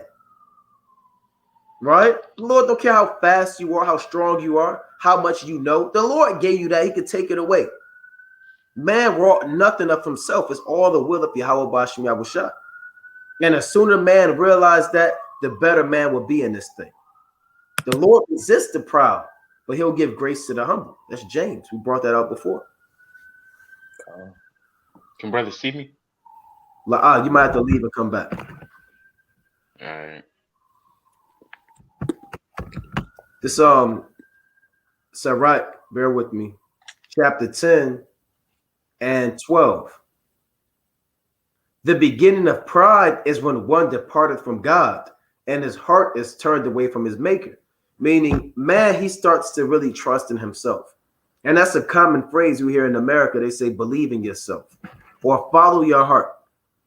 Right? They'll tell you that. Just follow your heart. Believe in yourself. Where is that at in the Bible? You can just believe in yourself. Right? So that's the beginning of pride when one turneth from his maker. It reads, for pride is the beginning of sin, and he that hath it shall pour out abomination. And therefore the Lord brought upon them strange calamities and overthrew them utterly, like we just read in 2 Maccabees chapter 9. The Lord hath cast down the thrones of proud princes and set up the meek in their stead. And you remember what happened with Hammond? Come. You know, he said, I'm going to destroy these Israelites, these Jews. They had crafty counsel. I'm going to destroy them. Right. And what happened to his body? Got twisted like a Twizzler. That's right. He got hung, man. Right. You know? Or his son's on the gallows. Right?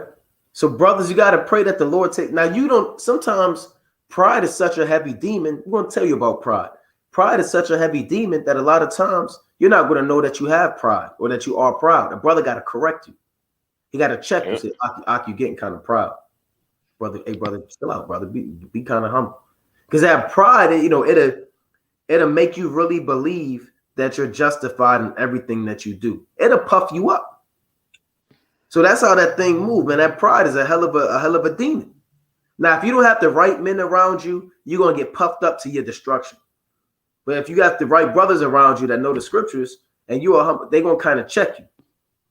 Now you can say, well, look, I'm not being proud, and guess what? You're gonna fall out this thing. Now, if you say, yeah, Salaki, I'm kind of going off. Yeah, I appreciate that. I'm gonna repent and kind of work on that. You gotta have that spirit on you, man. Even in marriage, husbands be proud, women be proud. I got a precept, right? It's the book of Numbers, chapter 12, verse number 3. And it reads, now the man Moses was very meek above all the men which were upon the face of the earth. Imagine being over the charge of all of Israel, but yet you the one that's the most meekest. You the most humblest one.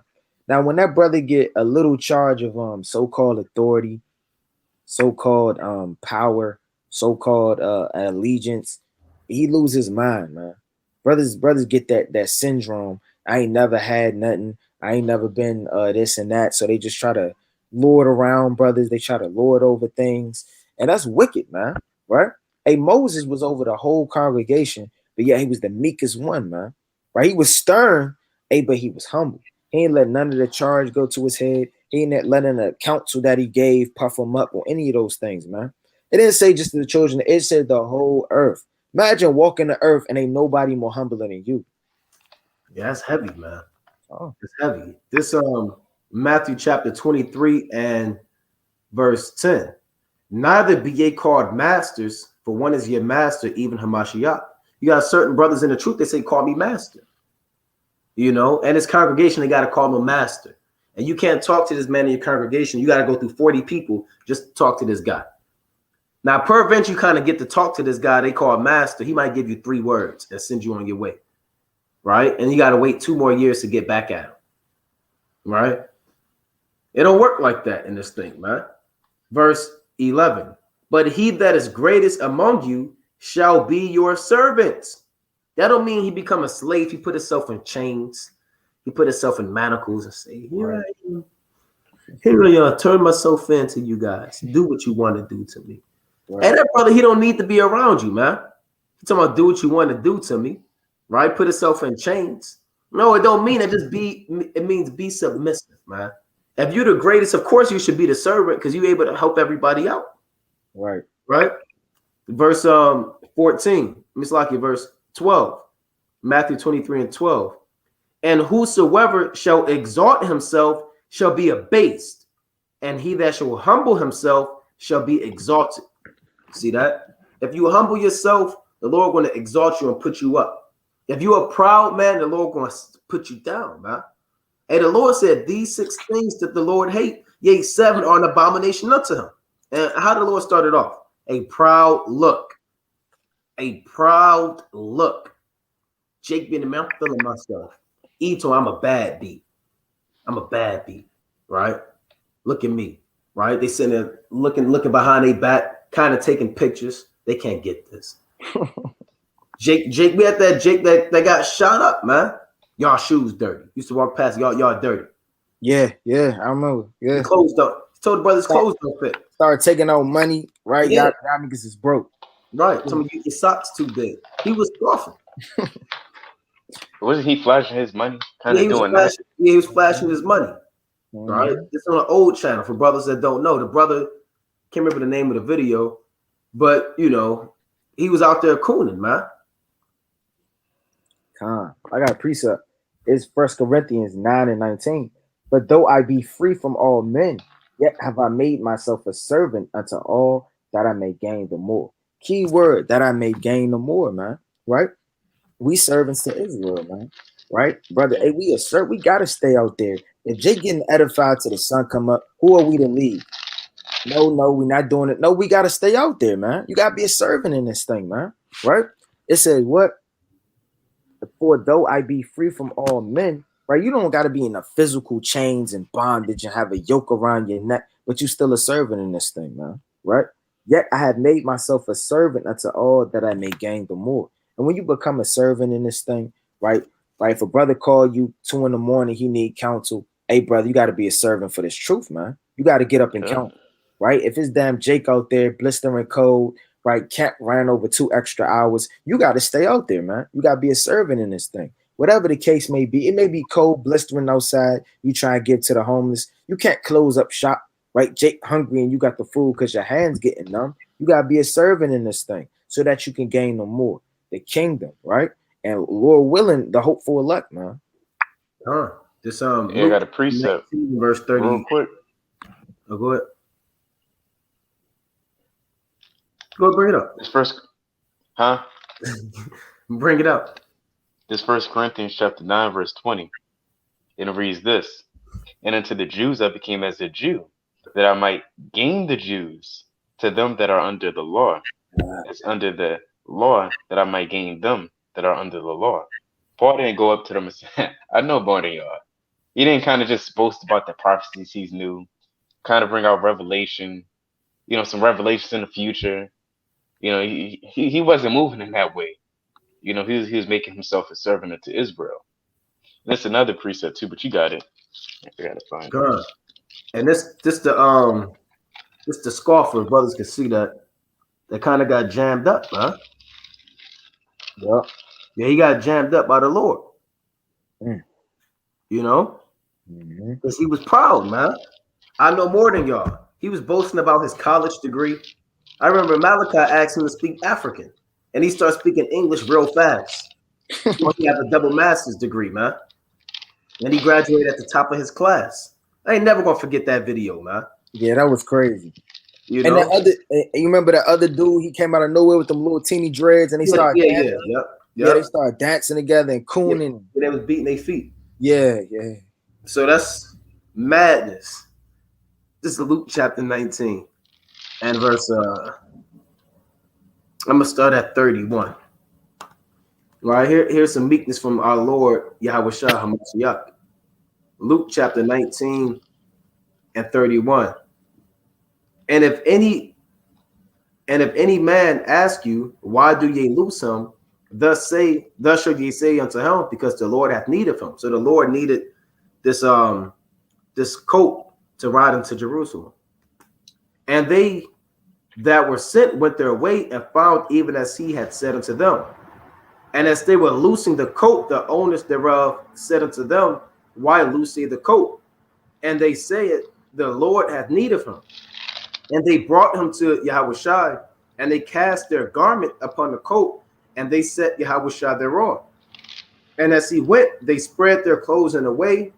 And when he was come nigh, even now to the descent of the Mount of Olives, the whole multitude of the disciples began to rejoice and to praise with the Most High with a loud voice for all the mighty works that they had seen, saying, blessed be the King that cometh in the name of the Lord, peace in heaven and glory in the highest. So when Yahushua came to Jerusalem, he came very humble, man, as the king. He didn't have 20,000 chariots. I'm the king of Israel, man. I'm Yahushua, man. He didn't have thunder and lightning, man. You know, and 12 apostles, y'all march before me, tell them I'm the king. I'm back. I created you. Yahushua wasn't saying I created you. Don't you know me? That take a lot, man.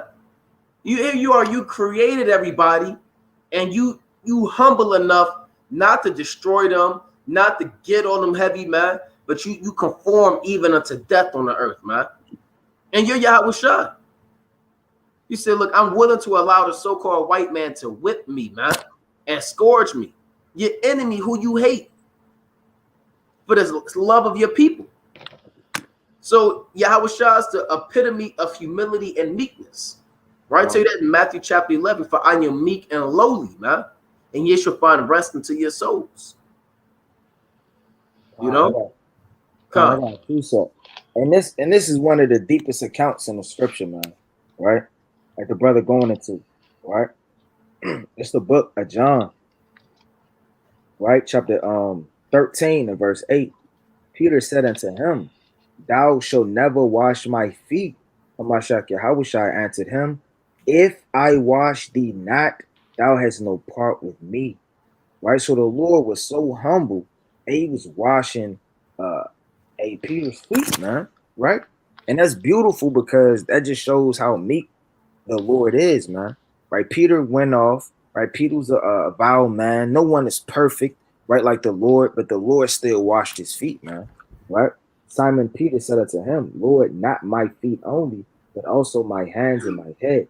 And Mashiach said unto him, he that is washed needeth not save to wash his feet, but is clean. Every whit, and ye are clean, but not all. For he knew who should betray him, therefore he said, ye are not all clean. So after he had washed their feet and had taken his garments, he was set down again and said unto them, know ye what I have done to you? Right, so straight like that, the Lord, he got down on a humble level, right, and he washed their feet, man. And that just shows the meekness of the Lord and the love he had for the brethren. And you can't be over righteous, man. Right? You know, a lot of brothers, man, he can wash his feet. You do that. Hey, I'm looking to do everything that the Lord did, man. If it came down to it, right, to get my shirt off my damn back, man, for my brother, get a last dollar that I had, right, for my brother. Whatever it comes down to, you can't be over right. You gotta love, because as you done it to the least of them, you done it to the Father which is in heaven. You got it. Right. And you got brothers that say, look, I'm not letting him lay in my bosom. Brothers brothers bulk up against that. Brothers hate that. You ask a brother today, let me lay in your bosom, he'll do this. His fist start balling up. Right. Hey, so every Jake couldn't be in that position. You know. Yeah. So Yahushua was lowly, man. Right. Meek, very lowly, man. That's why it's important to stay in the Gospels, man. Right? Don't stay too far from the Gospel. Always have those on repeat, man. You know how back in the day they had the 5-track where you put the CDs in, you could kind of rotate what CD to play, and you always keep that one CD in there, man. And so you should always keep the Gospels in there, man. Always have the Gospels on repeat, man. Rather it's Matthew, Mark, Luke, or John. You know, you got your normal reading you do, but you always in that book, man. You know? So stay in that thing because the Lord teaches you a lot, man. You know? How to conduct yourself, how to love your nation, how to serve the Most High, how to pray, how often to pray, how to deal with the people. Hey, I wish I had to heal everybody, man. Remember, too, they came to him when the sun went down. He had to heal like thousands of people. Now he could have said, "I'm tired. You know, I don't feel like doing it. I gotta eat." No, he did all of that, man. You know. So let's go back to that, man. How do we get to this? Well, Nebuchadnezzar, his pride. That's why he got cut down. So brothers got to pray to be humble in the last days, man. Pray to be humble. And the Lord remove pride from you. All right. It says pride was not made for man. Yeah. You know? So Daniel chapter 4, and we're at 16. Con. Let's read 15 again. This is Daniel chapter 4, verse 15. Nevertheless, leave the stump of his roots in the earth, even with a band of iron and brass in the tender grass of the field, and let it be wet with the dew of heaven, and let his portion be with the beast in the grass of the earth. So he turned to a wild beast. Go on. Let his heart be changed from man's, and let a beast's heart be given unto him. And let 7 times. Like it. Let the mind of an animal be given to him. That's what it means. Change his heart to a beast's heart. Go on. And let 7 times pass over him. Meaning, let him live out. Slacky, let him be out there for 7 years. This matter is by the decree of the watchers, and the demand by the word of the holy ones, to the intent that the living may know that the Most High ruleth in the kingdom of men, and giveth it to whomsoever he will, and setteth up over it the beast of men. The basis. It's like the basis of men. Can you try to read that again, Baba Kashah? Daniel chapter 3, it's like 4, verse 17. This matter is by the decree of the watchers. So, Salakia, when it says this matters by the decree of the watchers, it means this is going to happen. This is happening because of what the watchers recorded of the acts of Nebuchadnezzar. Go on. And the demand by the word of the holy ones, to the intent that the living may know. This is for the purpose that the living may know that what? That the Most High ruleth in the kingdom of men, and giveth it to whomsoever he will, and setteth up over it the basis of men. You see that? So the purpose of this, can y'all see the screen? This supposedly Nebuchadnezzar. Now they got him like a white man, but this him looking like the beast of the field, man. The ring, I mean, he got the long claws, the long hair, you know. He was out there for 7 years with the beast of the field. Yep. Look at him, crazy. He lost his mind, man. And the Lord can do that, right? The Lord can do that to you, man. Don't think that Nebuchadnezzar is the only one who this can happen to. All right, this can happen to anybody in this thing, man. Look at him. You know? And this is for the purpose that man may know that the Lord running things, man. The Lord calling the shots. The Most High, he ruling the kingdom of man. Man, you don't control a damn thing, man. You don't control when you wake up. You don't control how much knowledge you have. You don't control how much wisdom you have. You don't control nothing, man. Who you talk is all ran by the Most High. He rules in the kingdom of man. you know, and he give it to whoever he want to, man. Let me get this precept in Job chapter 23. Man gotta understand you're not running nothing, man. You're not running the damn thing. You're not making no moves on your own. You're not calling the shots. You're not making no decisions. The Lord running things. And if you don't realize that, then you're not going to make it. That's right. You're going to be cut down in the land of the living and rooted up out the earth. Right? This is Job chapter 23 and verse 14. I'll start at 13. Job chapter 23 and 13. But he is in one mind, and who can turn him? And what his soul desireth, even that he doeth. For he performeth the thing that is appointed for me, and many such things are with him. Therefore am I troubled at his presence. When I consider, I am afraid of him. You see that? So the Most High said through the prophets, through Job, that Job's actions and how he moves is performed by the Lord. And I gotta put it like this: we just the puppets, the Most High controlling the strings. That's all. Right? Now the guy, the puppet, the man on the puppet can't say nothing to the puppeteer, man. Why are you moving me this way? Why are you moving my arm this way? You gotta deal with it. It is what it is. Now you can get mad, but guess what? You can't do nothing about it. And imagine that puppet kind of speaking up, thinking that he running stuff. Look how I'm moving. Look how you know, like, hold on now. Aren't you being controlled by the Most High or by the puppeteer? That's why the Lord said, why is earth and ashes proud? Because the Most High, he's the potter. And out of the earth, he maketh what clay he want to make and what vase he want to make. Whatever vessel he want to make. It's the book of Wisdom of Solomon, chapter 15 and verse 7. But the potter tempter soft earth, fashion every vessel with much labor for our service. Yet of the same clay he maketh both vessels that serve for clean use, and likewise also all such as serve the contrary.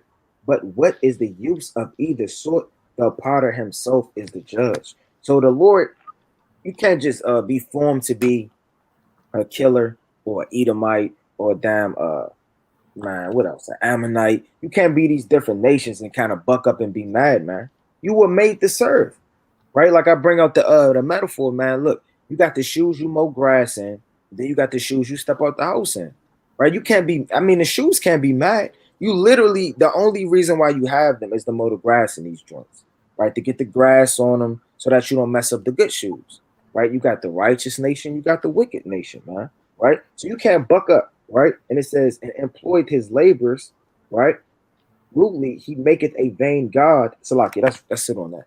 But the point of the matter is, the Lord is the pot. He's gonna pot, right? And he's gonna form man for a specific duty, right? Tell the 144,000 to be a nigga right now. They're not gonna listen.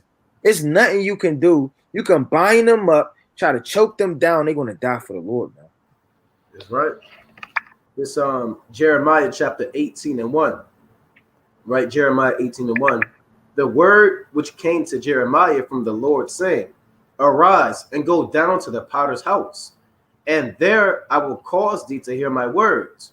Then I went down to the potter's house, and behold, he wrought a work on the wheels, and the vessel that he made of clay was marred in the hand of the potter, meaning he messed up while he was making it. So he made it again, another vessel, as seemed good to the potter to make it. Then the word of the Lord came to me, saying, O house of Israel, can I not do with you as this potter? Said the Lord. Behold, as the clay is in the potter's hand, so are ye in mine hand, O house of Israel. You see that? So the Most High can do what he want to do with you. You're just clay. Yeah. And the Most High, he's never, look, if the Most High want to kind of take off your arm or give you a reprobate mind, he can do that. Imagine all of your silverware bucking up at you. When you open a silverware drawer, all hell break loose. Spoons say, look, you're not eating with me. Right? The forks say, no, you're not eating with me, man. The butter knives and everything else, they kind of going crazy. What are you going to listen to them?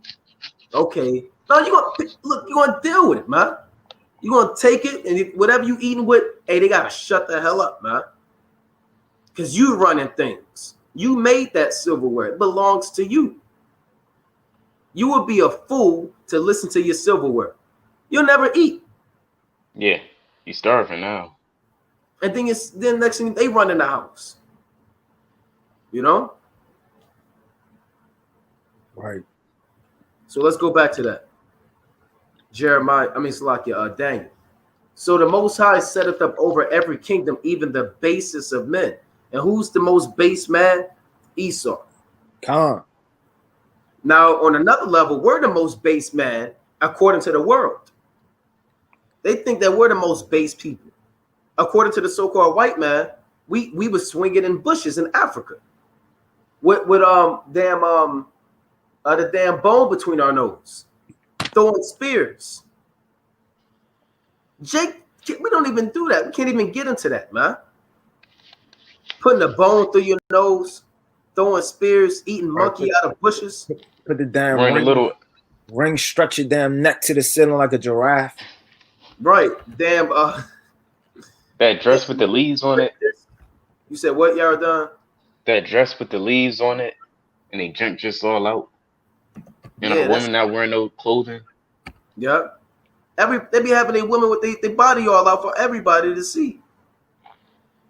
But yet we supposed to be Africans. The Lord, they want us to think that we the basis of men. Right? Let me pull this up. Bear with me. Salaki, I gotta pull this up, man. I got a point after you. We ain't no damn Hamites, man. Right? We the children of Israel, man. We the children of promise, man. Brother, see the screen? God. See that? Eve is not doing this, man. Yeah. Taking Eve like not 5 minutes to that. swallow a meal. You see that? You said what? I said it take them 5. Yeah, that's madness, man. Take them like 3 minutes to swallow a meal. Yeah. See that? Come on now. Come on now. That's not the daughters of Zion, man. See, Slaki, you can go back. That was kind of outrageous. So what happens when they take that off? If they can take that off. Stupid. Right. Slaki, let me get this. Let me get one more real quick.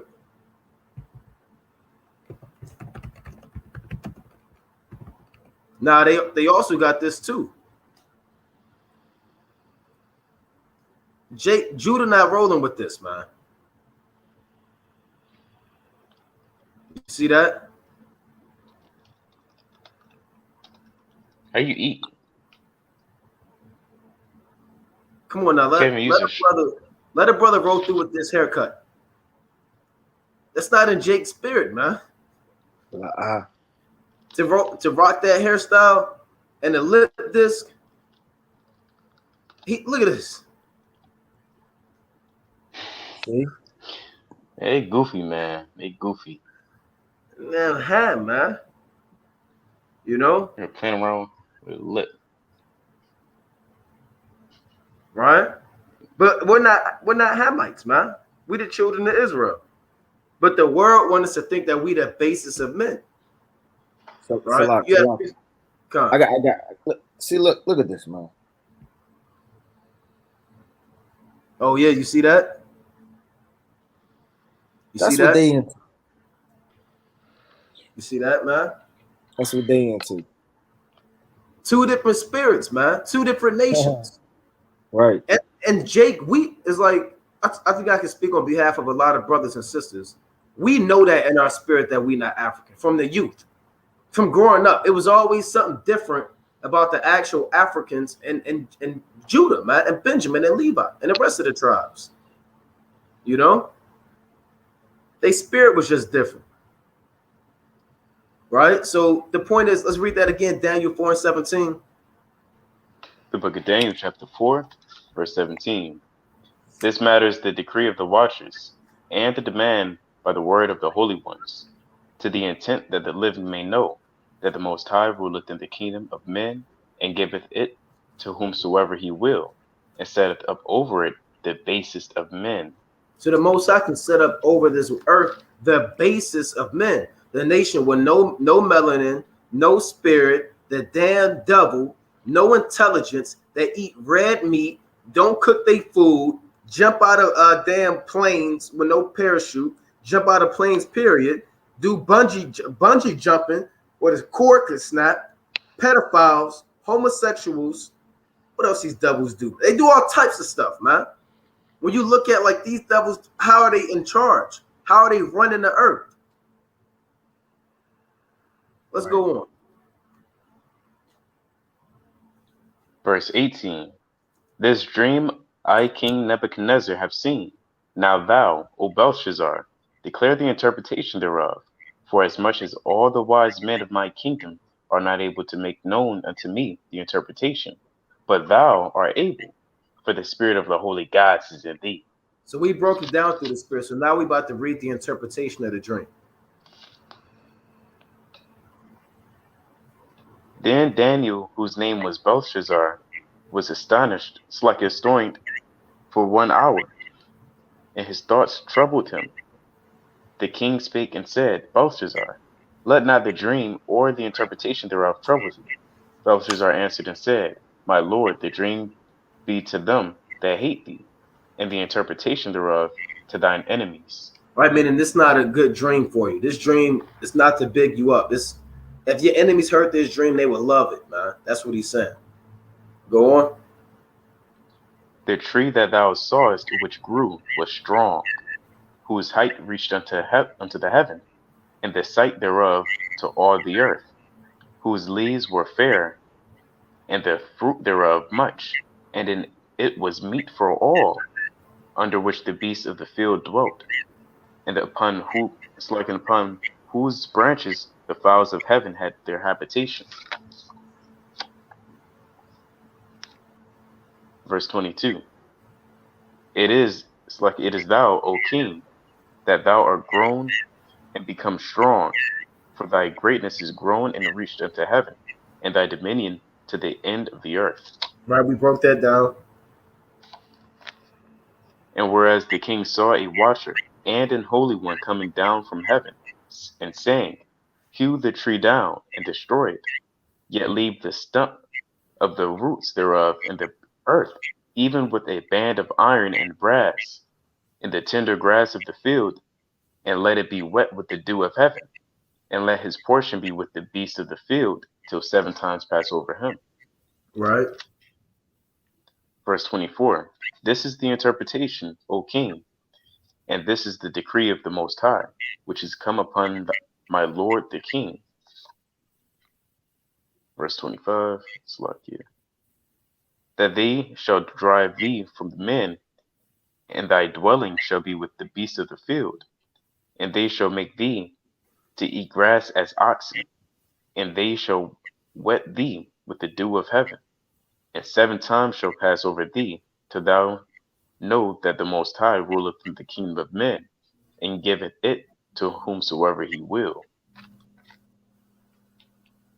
And and whereas thy command to leave thy stump of the tree roots, thy kingdom shall be sure unto thee, after thou shalt have known that the heavens do rule. Right, meaning his kingdom's still going to be given to him after these 7 years.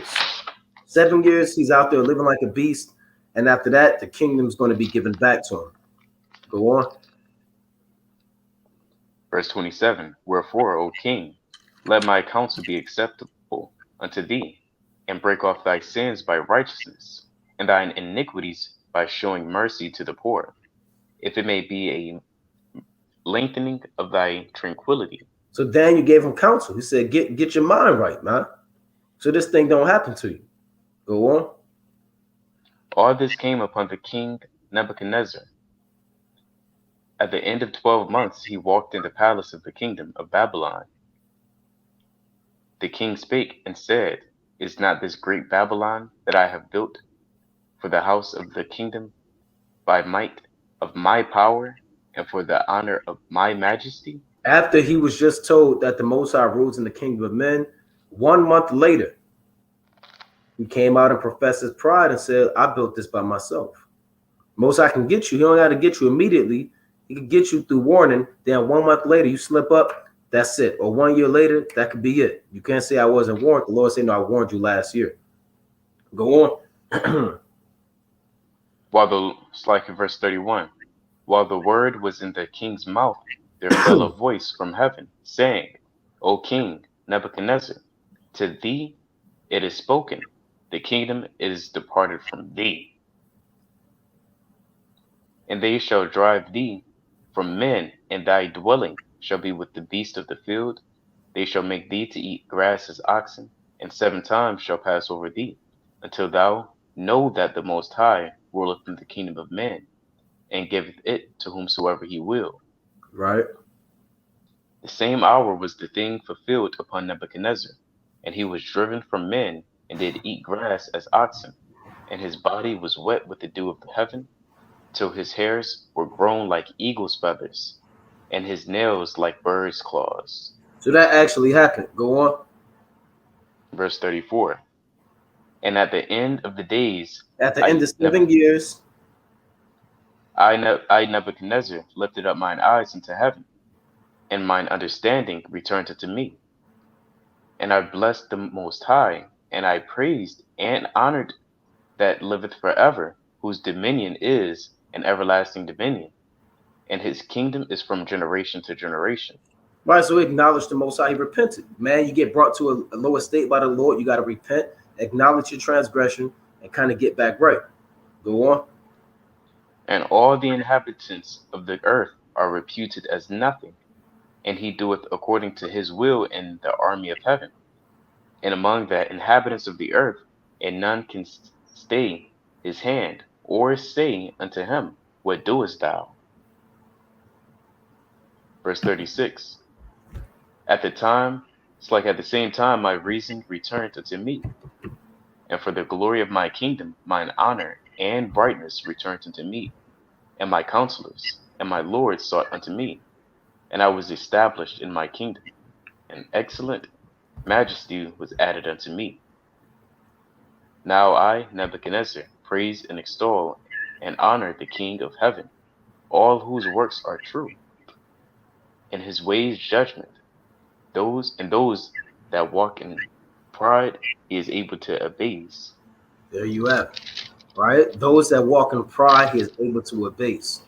So it's an account of pride. We went through trees, pride, laziness, slothfulness, being on fire, diligence, knowing how to serve the Most High in the last days, all based off of a dream that Yahweh Bashim Abishai gave this heathen king well over 2,500 years ago. Brothers, got anything else you want to bring out? I got one closing precept through the spirit. Huh.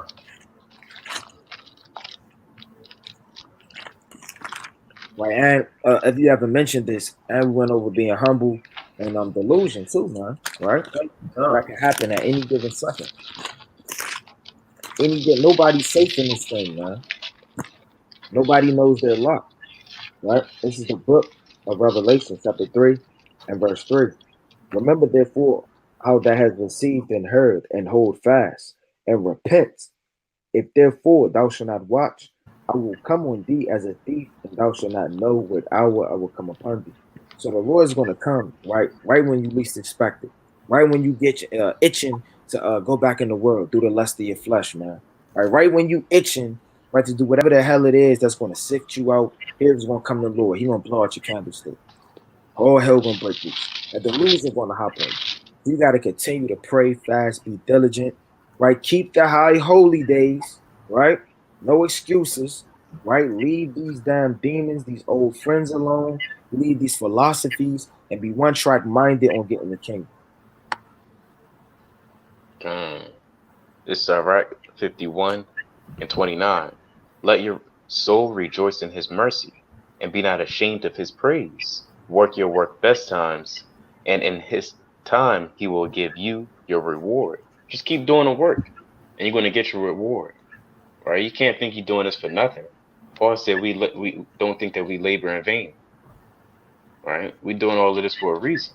First and foremost, to magnify the name of the Lord, and also for that reward that he promised us. That's right. I'm gonna link it up with Revelation chapter 22 and 12. And behold, I come quickly, and my reward is with me to give every man according as his work shall be. So the Lord is coming back like a thief in the night, and your reward is what you are getting on behalf of the work that you put in. A reward don't always have to be a good thing. The Most High is going to reward the so-called white man for what he has done. And his reward is fire, brimstone, death, and destruction. Right? So your reward could be fire, brimstone, death, and destruction. Or your reward can be everlasting life. Either you diligent, you keeping the commandments, you on fire, you steadfast, you keeping the high holy days, you are not frustrating the grace of Yahweh by Yahweh Shai that has been given to you, or you lazy, you lukewarm, you don't feel like reading, the truth is a burden and a chore to you, and you going back into the world, right? It's too late in the game, man. You got to make that decision on what you're going to do, right? But with that, we're going to close up. We will take questions via the conference call. For those that do have questions, the number, I'll post it again, is 213, you should see it on the comment board, 603-9096. Again, that number is 213-603-9096. And the PIN number is 94809-305. Right, again, that PIN number is 94809. We always do a Q&A after every call, giving our honor and glory to Yahweh by Shema Mashiach, Wamalak Yahushua. That PIN number again is 94809-305. Brother Naquan. Brother Rai. Brother Yarden. Shalom.